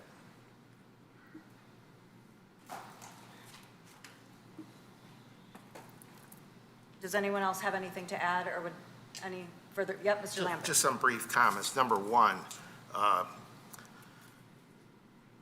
comparing this to the project that was approved late last year on the southwest corner, the applicant there approached the neighbors for their input on the project, and the nearby neighbors were all appreciative of his work to put together a project that fit in with the adjoining neighborhood. Secondly, the neighbors of this proposed project have never objected to an appropriate housing development there that would fit in with their neighborhood. I know in the past, they discussed the northeast corner of, the development at the northeast corner of John R. and Waddles as being the type of appropriate housing development that would fit in with their neighborhood. And then the following, the only other comment I wanted to add to that is the applicant has developed a couple of, 3 projects on the southeast corner, and I voted in favor of 2 of those 3, so I'm not opposed to appropriate placement of higher density development in appropriate locations. So those are my added comments on the resolution. Thank you, Mr. Lambert. Yeah, Arvin, do you want to? Yes. Could you sign in for us? Yes, of course, I Thank will you. right after. So I understand the commission's concerns, and I'm committed to addressing them and working with staff. I respectfully ask for a continuance instead of denial so I can revise the proposal to meet those concerns. Thank you. I'm sorry, could you repeat what you're asking? I didn't hear So you. I was just asking for a continuance as opposed to a denial, so we can meet some of the concerns that were brought today. This is the first time this project was considered, and we got comments back in this exact form. We've talked about the height with the ZBA, but you know, addressing some of the other issues that were brought up today. You know, we've been waiting for 3 years to have this meeting, and for it to be denied at the first meeting is, I mean, we never had any chance to make any changes or hear any of your feedback, so we'd like to address those. Thank you so much. Thank you. Anytime. So we do have, yes, Mr. Hudson. I'd like to make a reply to that. They had an opportunity tonight to give us everything they had. And now they think, well, maybe we ought to have a second bite of the apple. I object to that. We've made a decision, and I think we ought to take a vote. And I just want to respond to that. Some of these items that were brought up today were brought up on the report the Friday before the meeting. There's 1 business day to even make any changes. Like, for example, the parking or some of the other things that were brought up, we had 1 business day to even hear any of the concerns. So I respectfully request for an opportunity to make any adjustments. Thank you. Okay, thank you. All right. So there's a motion on the floor, okay? So let me ask the planning department. Well, no, what I was going to ask the planning department is, from a practical standpoint, what really is the difference?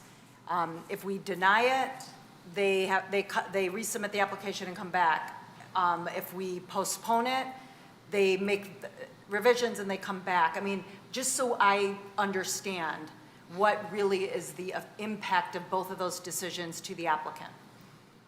Well, I think Mr. Motzi is going to have to participate in this. So if it's denied, then the only changes they make are adding some parking lot. I'm just going to examples. They add 12 parking lot trees, but that's the only change that's made.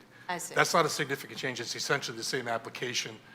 And I'd have to look in the zoning ordinance and to determine if they can submit the exact same application that's just basically been denied by the Planning Commission. Mr. Motzi, please chime in. Well, first, there's a pending motion. If the motion was to table this, that would take precedence over the pending motion, so this board could move to table this discussion. But other than that, the pending motion should be voted upon unless there's a motion to table. Secondly, at this point, I don't know the requirements of resubmittal after denial. I'd have to actually review the zoning ordinance. I don't know that right off the bat. I've never done that, dealt with this before, so I'd have to look. Okay. I mean, I understand we need to vote on this motion, I mean, unless we table, but I guess if we all were like, let's continue it instead, we could vote the denial down and then redo a motion to continue, to postpone and that, but so I I was just trying to see if there was a, if there was a preference procedurally, or if, but, Mr. Buechner? I don't see any difference in the two options, and I would propose to stick with what we're doing. Okay. All right. Does anyone else have anything to, want to discuss anything about any of this? Yes, Mr. Hudson. Let's follow procedure. Robert's Rules of Order. We've got a motion. Yep. It's been seconded.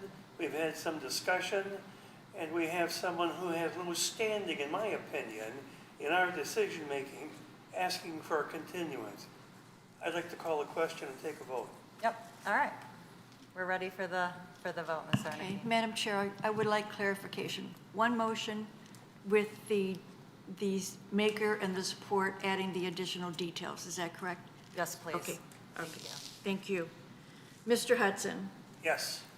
Mr. Krent. Yes. Mr. Lambert. Yes. Ms. Parakis. Yes. Mr. Buechner. Yes. Mr. Faison. Yes. Motion carries. Thank you. Thank you. Okay. Give me 1 second. I gotta find my, Madam Chair, you might want to clarify that a yes vote means it's denied, so. oh, yes, I'm sorry. So we voted yes to deny the application today. You got that loud and clear. Thank Okay. you very much. Thank you. All right, so we're moving on to our next item,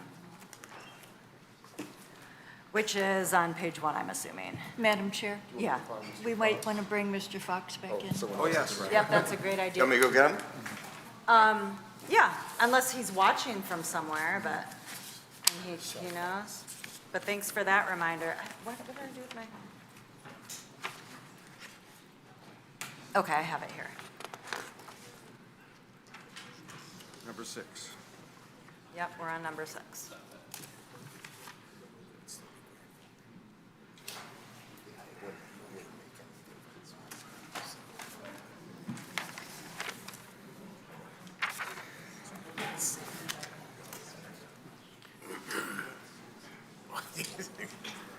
All right, thank you, Mr. Fox. Thank you, Mr. Buechner, for getting him. And we are going to, everyone's fine to move on? That was a productive Okay. conversation. So we are moving on to item 6, which is a preliminary site plan. It's the proposed Wilshire Corners Commercial Building, northeast corner of Crooks and Wilshire, to be split from 900 Wilshire.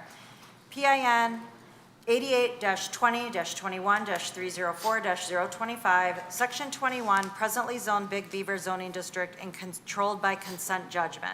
So what that means tonight is that we are just a recommending body to City Council because of the consent judgment. And I believe Mr. Carlisle is going to present. Yes, thank you very much. So as noted, an application has been submitted to construct a one-story, 12,800 square foot multi-tenant building. It's located at the northeast corner of Crooks Road in Wilshire.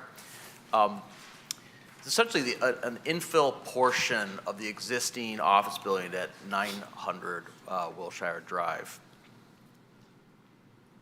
The site is zoned Big Beaver, form-based district, which does permit multiple tenant retail as a permitted use. We note that it's surrounded by Big Beaver zoning to the south, east, and west.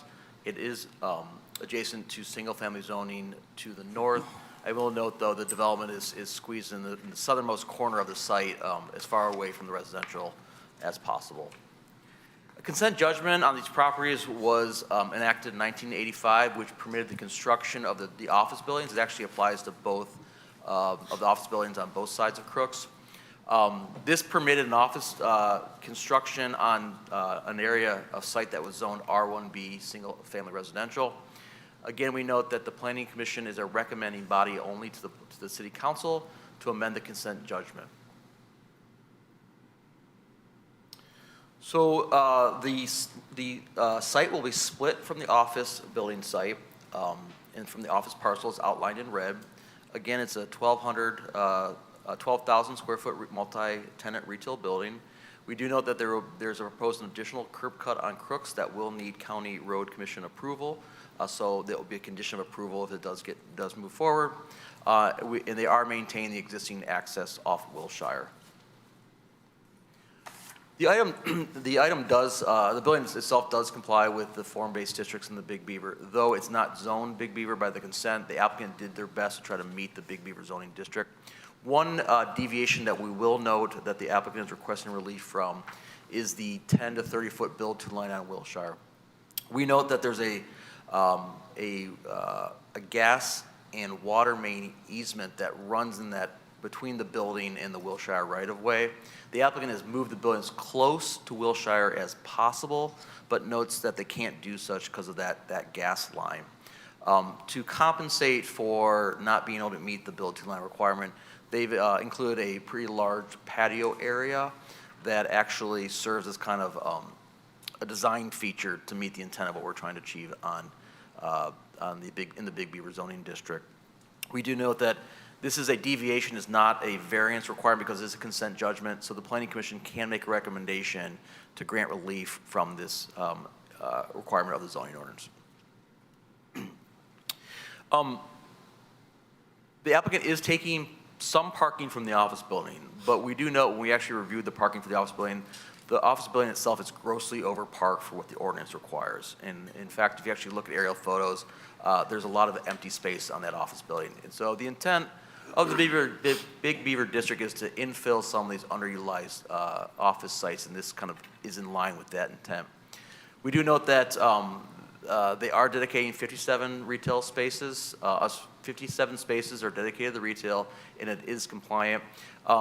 The applicants know that they are going to have some shared parking with the office site, so if there is any time that there is going to be additional need for parking, they can park in some of the office portion of the development as well.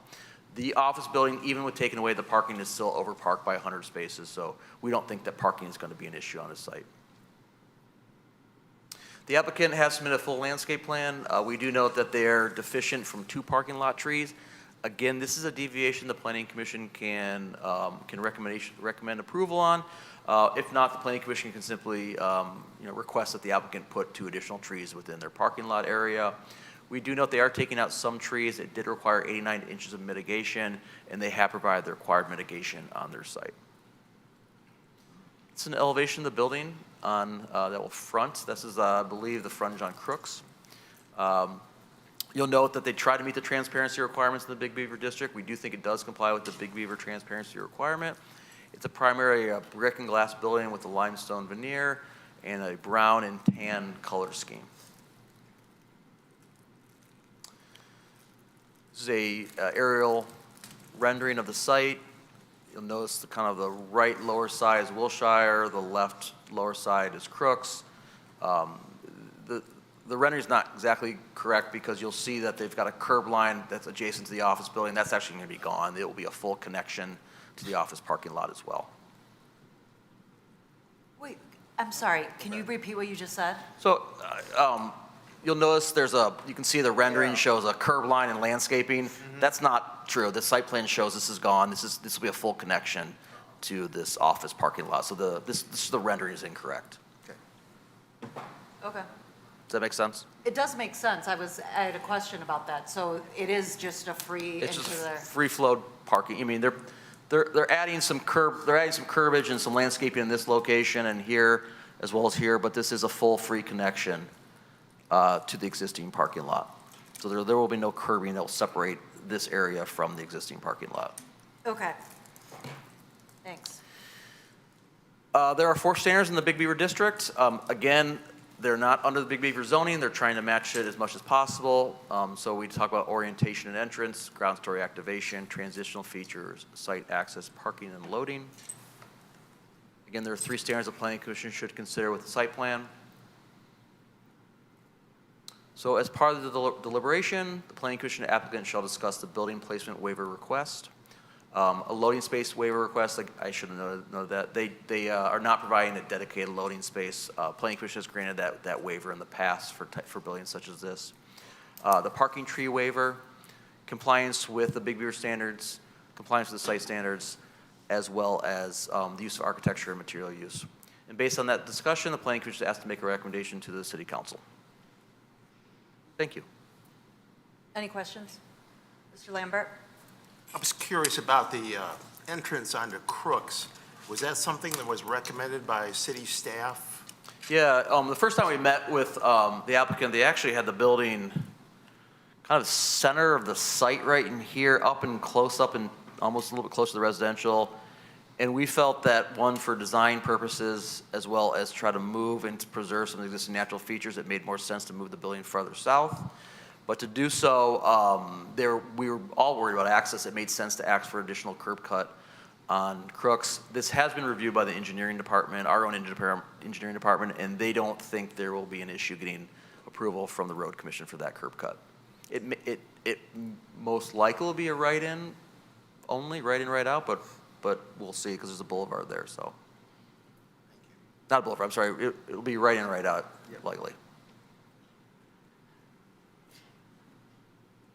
I'm going to ask a question because it's on this topic, and just in case you change the topic. Right in, right out.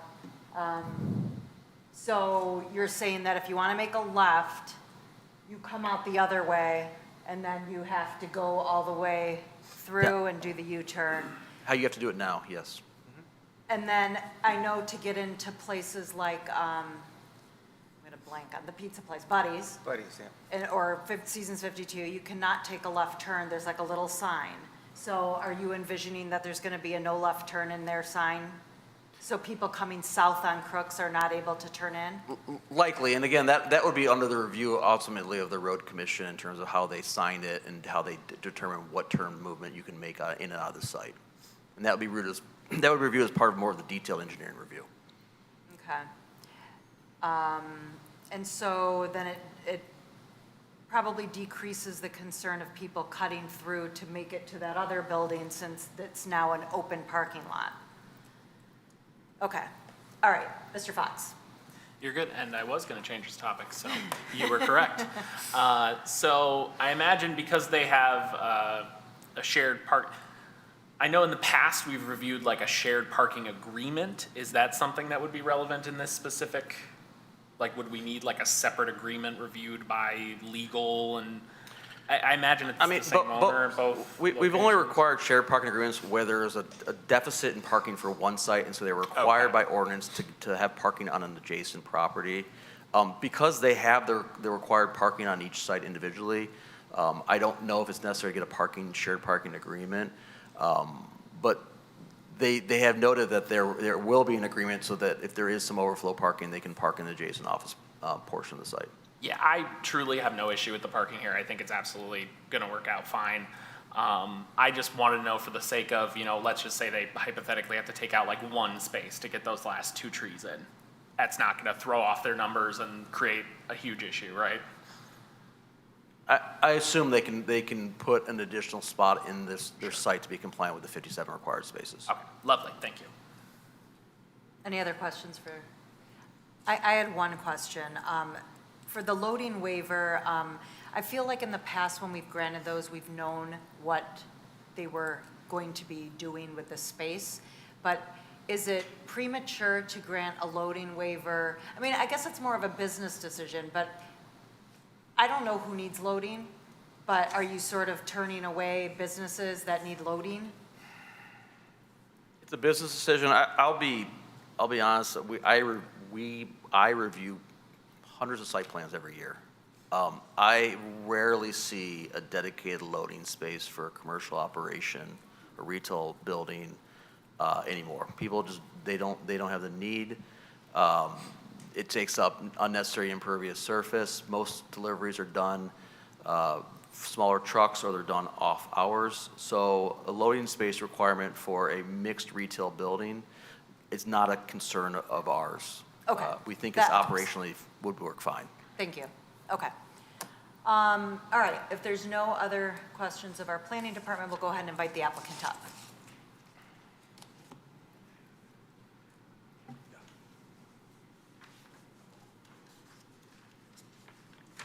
Good evening. Is there a pen there? No. Did someone steal the pen? Area Nicola, Eureka Development. Can I have a pen, please?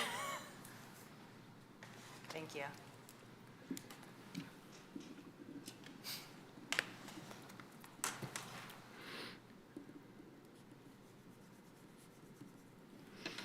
I will, thanks for having us here tonight. We were trying to create this grandstanding retail building in a location that has been an empty parking lot since 1985. I'm going to keep this brief because I promised Mr. Carlisle I'll be brief in this discussion.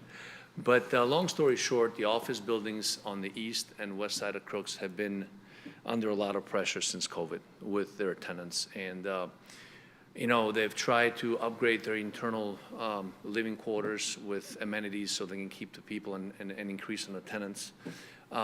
They see, of course, they have over parking, and we've approached them to see if we can find more amenities that would make people want to go to the office more often.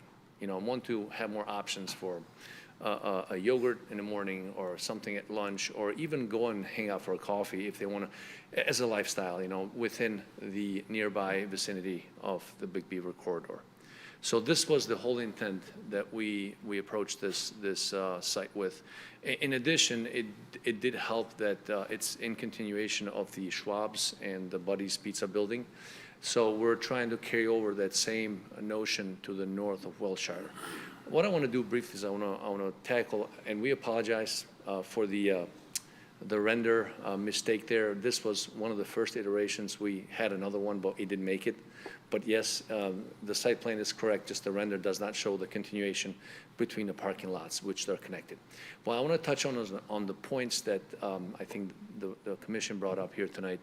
A couple of things. The trees, we will add the 2 trees. We caught it late. That's not an issue.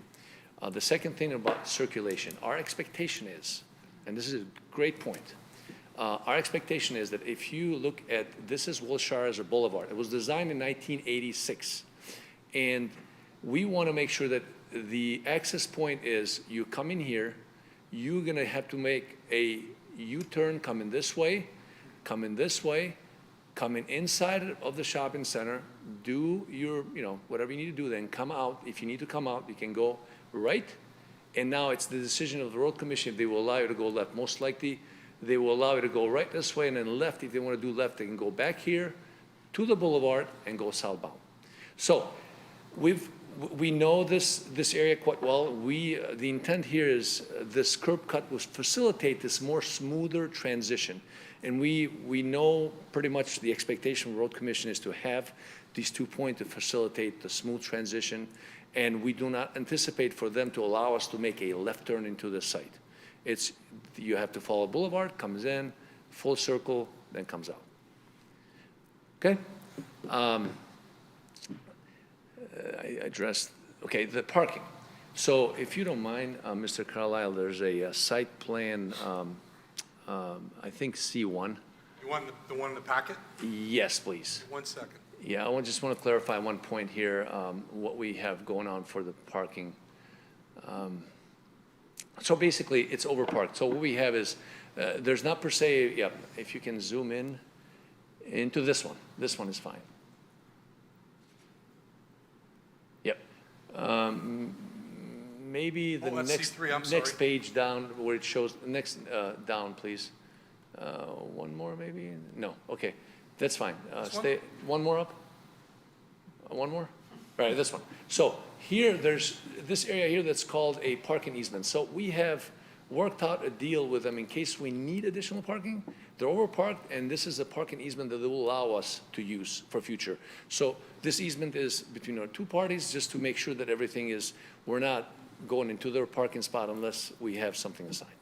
So this is already prearranged as part of this agreement. And last but not least is that, unfortunately, we wanted to get the building right at the corner of Wilshire and Crooks. We wanted to mirror the building to the south. The idea is, you know, to improve the site, the whole area, to make the buildings be part of this urban development. We call this corridor or more urban.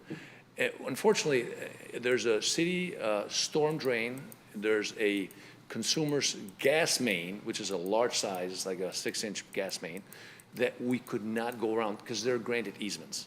So that is why we're asking for that, that type of relief tonight.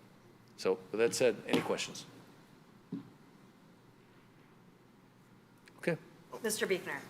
5 units? So we have it up to 7 units. Okay. So the idea is to have it, we don't want to partition it more than the Schwab's building is. Schwab's has like 5 units, I believe. We have it up to 7, but ideally 5 units are our target, if we find the right tenants. Do you mind telling us a little bit about, I think you mentioned a little bit, but what kind of things would you like to see there? So there's we're talking to a baguette shop, more of an upscale baguette shop that wants to be there, for example, that believes this is the area they want to be in for the clientele and serve the office people and also the neighbors. That they'll be walking. There's a lot of multifamilies that have been built in the area recently. That's one example. Another example that we got approached from is a high-end, they call it more of a yoga studio. We do not know how feasible it is for a yoga studio, but it would fit the character of the site. I mean, honestly. So we're looking at the smaller, more tenant use, ownership use. That's the type of use case. Thank you. Yep, Mr. Lambert. First, I'm glad the city staff had you kind of move the buildings farther south to give more of a buffer to the residents to the north. But when you originally proposed this, did you have the access off of Crooks directly? Yes. You did? So what we did is basically, we had this parking lot go further up here, and then we had the access point right in the middle, right at this point. So, and we appreciate the feedback. That's why we have these fruitful discussions with city staff. And they proposed, and it makes sense, and that's what we came up with this design. Yeah, I'm not real in love with extra curb cuts on Crooks, but if that's something you want to do and something city staff recommended, I can deal with. But I have 2 concerns with it. Number one, I know they'll tell us that more curb cuts you have, the more accident incidents you occur. Secondly, I'm still concerned that some people, when they discover, hey, this is my quick way to turn left onto Crooks, rather than doing a U-turn, they're going to start going through your lot that way, but that's the way drivers are, so. And you're absolutely right. What we looked in this case, there's a light. That light on Wilshire is the traffic calming device that we're accounting for, and that's the idea. We talked to our traffic expert, and that's what he suggested. So in this case. Any other questions? I have a few questions. Sure. Okay, as far as the parking easement, is that something that should be a condition of our recommendation? I mean, legal wants to see that as part of this? So we've met the minimum requirement with our existing parking lot. This is for us to tell you that in case, because there's always a question, what if you have more cars coming in and you're going to go and intrude on the office space? This is between 2 parties working together to make sure that, A, we have an agreement if in case we need more parking. So we don't even need it? It would not be a legal requirement. We don't even need it? I'm Okay, sorry, perfect. I'm sorry. Okay, I think you were deficient with bicycle spaces. It said 2 were required, and it showed on page 125 that they had no bike. And we will add those, we missed those. We will Okay. add 2 bike spaces as part of the resolution. We can add the 2. So 2 bike Yep. spaces and also, I think, 2 trees. Yes, 2 right? trees and 2 bike spaces, yes. Okay. Can you put an elevation up, like one of the renderings? And on the same presentation, I think there's at the, yep. Yeah, like this So this one. is the one from the, yep. So I'm okay personally with with it being not right up to, giving the waiver for not being on Wilshire. I like the idea of using that outdoor space. I mean, the Right. fact that you did that makes it okay because you're using that space, and I appreciate that. But I think we do need, in my opinion, I sometimes have an issue, like, I think your front and your back side look very identical. I mean, if you look at if there's, a front, and by the way, I told the planning department, our applicants have to tell us, east, west, north, south, not front and rear and left and right, because it's very confusing. But there's a page where we have them right next to each other. Yes. So they're very similar, which I'm okay with because they're both attractive, but They're a little different, but I feel like there needs to be, the primary entrance needs to be easily identifiable. That is part of our ordinance. And when I look at it like this, it's just doors amidst glass. And I don't know if you want to add little awnings, but I do feel like there needs to be something above the doorways. The other thing is, I feel like, we talked about it with the previous applicant as well, that there needs to be some connection with Crooks.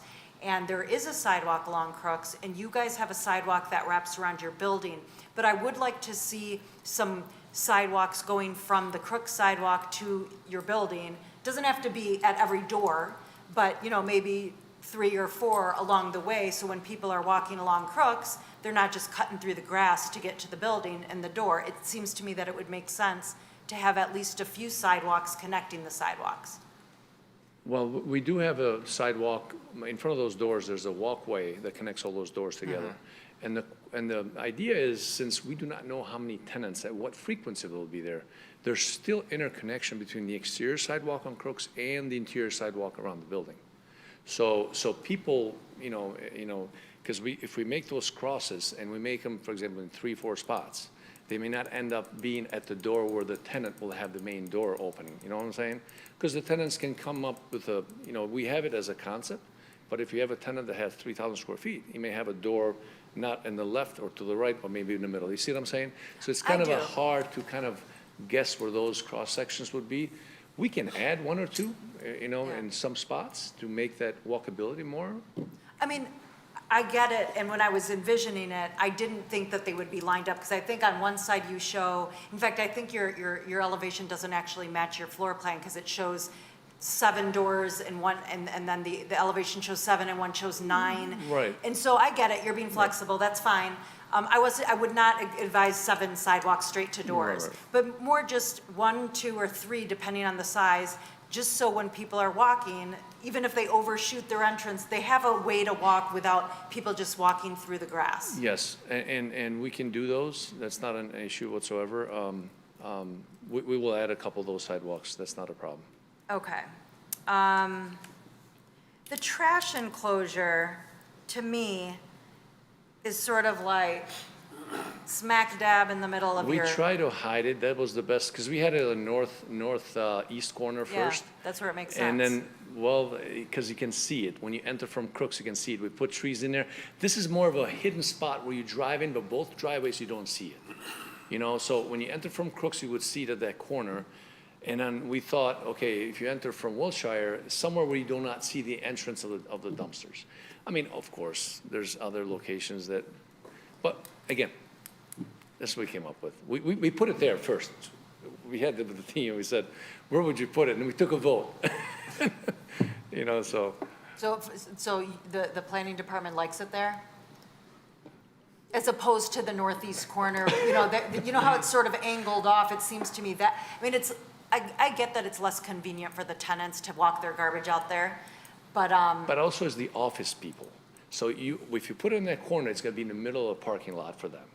So you have to look at both balances, if we got it there, it's right at the curb, we have some trees, landscaping, I mean, if I put it right in the corner there, it's. It's screened from Crooks, it's further from the residential, it's kind of tucked away, it's easy to pick up, it makes a lot of sense for it being there. Around the city, when I drive around and I see a lot of dumpsters with the doors wide open and it's such an eyesore, do we require that they close the doors when it's not trash day? Well, it's required to be screened on 3 sides plus with an opaque door. The intent is that it be closed. Okay. But, I mean. We will maintain, this property will be maintained by us. Yeah. And 'Cause it's we will just- make sure that it's this. right in the It's at middle. our benefit to make sure that Yeah. this site looks good. I mean, Okay. and that's why we put it here, so. And then, could you put the elevations pictures back up real quick? Is the rendering okay? Or do you want The rendering, actually. This one. Either one would do. I do feel that, given the patio space out on the south side of the building, it seems to me that a door on that end would be appropriate. We could. Now, again, we're at the mercy of the owner that's gonna occupy that, because they become too many doors come into, it's gonna be a space of 2,000 feet plus or minus, depending on who's gonna lease. So we leave it up to the tenant, and we will open that door if they want us to do. I mean, it's a door opening. It's already fenestrated, so it's as simple as us just getting a door in there, a glass door. Okay. So rest assured that if a tenant wants a door there, for the patio service, we'll get it there. Okay. It's not an issue. And you're envisioning the signs of the tenants are right up on the building? Yes, yes, yes. Other questions? Okay, thank you. Thank you.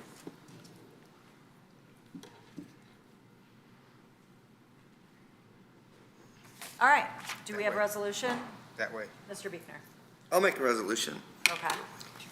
Resolved that the Planning Commission hereby recommend the primary site plan approval pursuant to Article 8 of zoning ordinance as requested for the proposed Wilshire Corners Commercial Building, northeast corner of Crooks and Wilshire, to be split from 900 Wilshire, pin 882021304025, section 21, presently zone BB, Big Beaver zoning district and controlled by consent judgment, be granted for the following conditions.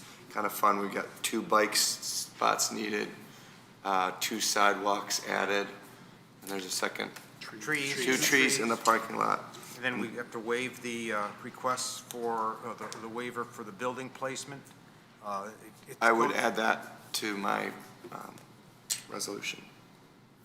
And then we have a waiver for the loading space. Yeah, that's. I would add that as well. Sounds like Mr. Krantz going to second it. Yeah, I could do that. I'll second it. Unless, Before we close it off, make sure we have everything we want in there. I'll pause on the second until our chair, I think we hit everything. she gave me the green light, so I'll second it. All right, discussion, Mr. Fox? I gotta say something. I mean, it was out the whole first item. I think this is a really good reuse of an empty parking lot. I mean, you know, we have meetings, feels like every other month, where we're just talking about how we're overparked and how we want to reuse these parking lots into something that's useful and accessible for folks. I also think it complements the site to the south of it pretty well. So all in all, I think this is a pretty good build. Mr. Krant? I like the design. I like the idea that it bookends either side of Wilshire. I think you did a great job. Would it be okay if I open it up to public comment? I know we have a resolution on the floor, but I'd like to, I see people here, I don't know what they're here for. Is that okay to do that at this time? I'm asking you're the for- chair. Is I there know, any- is there a legal reason why But we I- shouldn't But do I that? put the motion out there and then I can do it? All right. If there's anyone here, I'm gonna just, you know, it's not a public hearing, it's not required, but I'm gonna invite anyone who wants to come up and speak on this topic.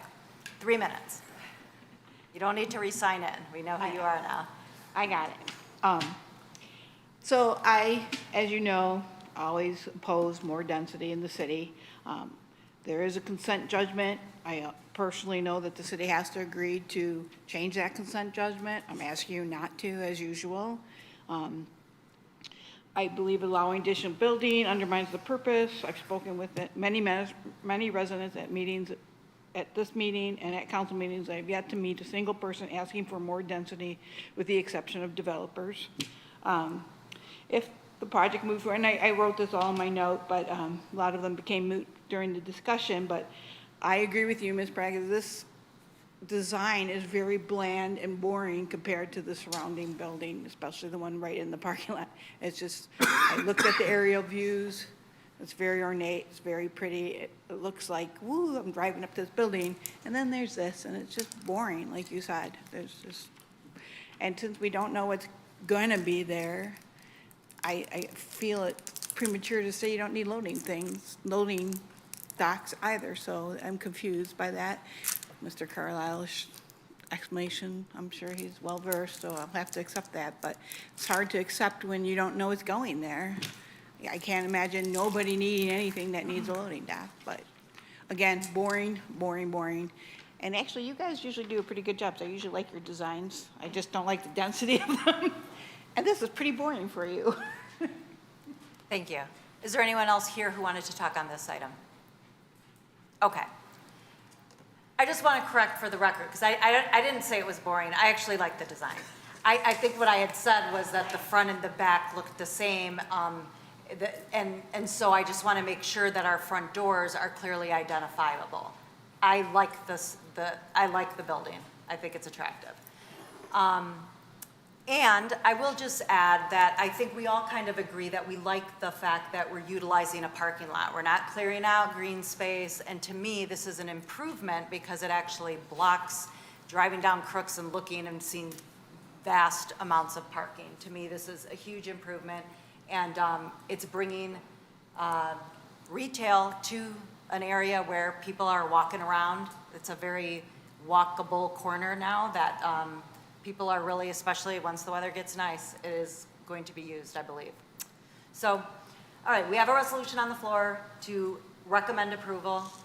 Does anyone have anything else, or should we vote? Okay, we're ready for the vote, Ms. Zarnicki. Mr. Krant? Yes. Mr. Lambert? Yes. Ms. Parakis? Yes. Mr. Biegner? Yes. Mr. Faison? Yes. Mr. Fox? Yes. Mr. Hudson? Yes. Motion carries. Thank you. Thank you very much. Public comment for items on the agenda? Okay, seeing no one, I think everyone's had an opportunity to speak tonight. So we're going to move on to Planning Commission comment, and I'm going to start with Mr. Biegner. I normally like to stay bland, but I've got to say a couple things. We're blessed to be from a great city that we all live in. We're blessed that there are developers that want to put money into our city, because the opposite is not a good thing. I'm blessed that I was brought up in this area and watched this as farmland when I was a kid. I watched Somerset get built. We all like farmland, but we want to develop it in the right way. There's laws that do protect the resident and the builder. That's part of our job. And the city council, whoever created this idea, I just think they did the right thing to allow us to do what we think is best for our city. And I appreciate working with all these people. Thank you. Mr. Hudson? I want to welcome back our city attorney, Alan. Oh, thank you. It's been a while. Mr. Faison? Nothing from me. Mr. Lambert? Just a couple items as a carry-on to welcome Mr. Motzney. One of our colleagues asked a question about the bylaw amendment we had discussed earlier about the meeting schedules, and I assume Ms. Dufresne passed on to Mr. Motzney the bylaw that we're looking at discussing, and I assume Mr. Savin will get it on the agenda when we don't have lots of controversial items to discuss. So it's in the works. So, secondly, a question about Troy Corners. I know that was a topic of discussion at our meeting where we talked about the neighborhood nodes zoning language. Is reading social media, and which is not always correct. I see that at one of the public forums that the city manager had, there was some discussion with him, with some of the folks from Troy Corners about some overlay district for that area. Do you know anything at all about that, Mr. Savin, or can you say no comment at this point? I think there's support from at least administration to move forward with some type of an effort. There was a Troy Talks last week that I attended. There was a lot of great dialogue. I was there for about an hour and a half. One of the things that I did ask was some of the residents, some of the neighbors, representatives of Troy Corners regularly attend city council and planning commission meetings, and I suggested that one effort they could make is perhaps clarifying exactly what they want to see at that intersection. And they said they were working on that. But at this time, I think the intent, at least of city management, is to move together with some type of an effort to assist that neighborhood in a vision for that corner. Thank you. Can I ask a follow-up? Is that, I hopefully haven't said too much already. then maybe I'll just, never mind. I won't even ask any questions. All right, Mr. Fox. Two quick questions. Am I to presume, is Mr. Monsnoy, so sorry, are you stepping in for Julie, permanently as the planning commission? Yes, we traded places. Well, very much welcome to planning commission. It is always a riot here. My second question, on the topic of the ZBA liaison recusing themselves, I know that this particular case, the couple of times I've pulled myself out of the meetings, It normally doesn't happen where it's like multiple times that it's come to planning commission and the ZBA liaisons are accusing themselves multiple times. So I guess I was just curious, is that something that's like set in ordinance? Is that something that's set in like state law somewhere? I guess I'm just curious where that is coming in It's from. in the ordinance.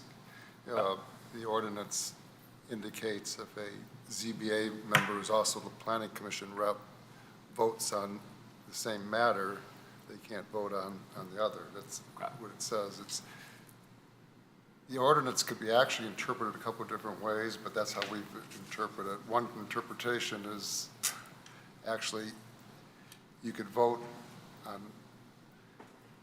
a planning commission matter, but not the ZBA matter, but that doesn't make sense, that interpretation. So the better interpretation to avoid a conflict is if you vote on the same issue, you should recuse yourself. Yeah, and I will say, I do understand absolutely like where there would be a reason, and I don't mind being sort of tactical with it. I just know with the specific item that we looked at today, I think about, the vote I did cast was ultimately supporting the zoning administrator, which, don't get me wrong, very important, like that vote needed to happen.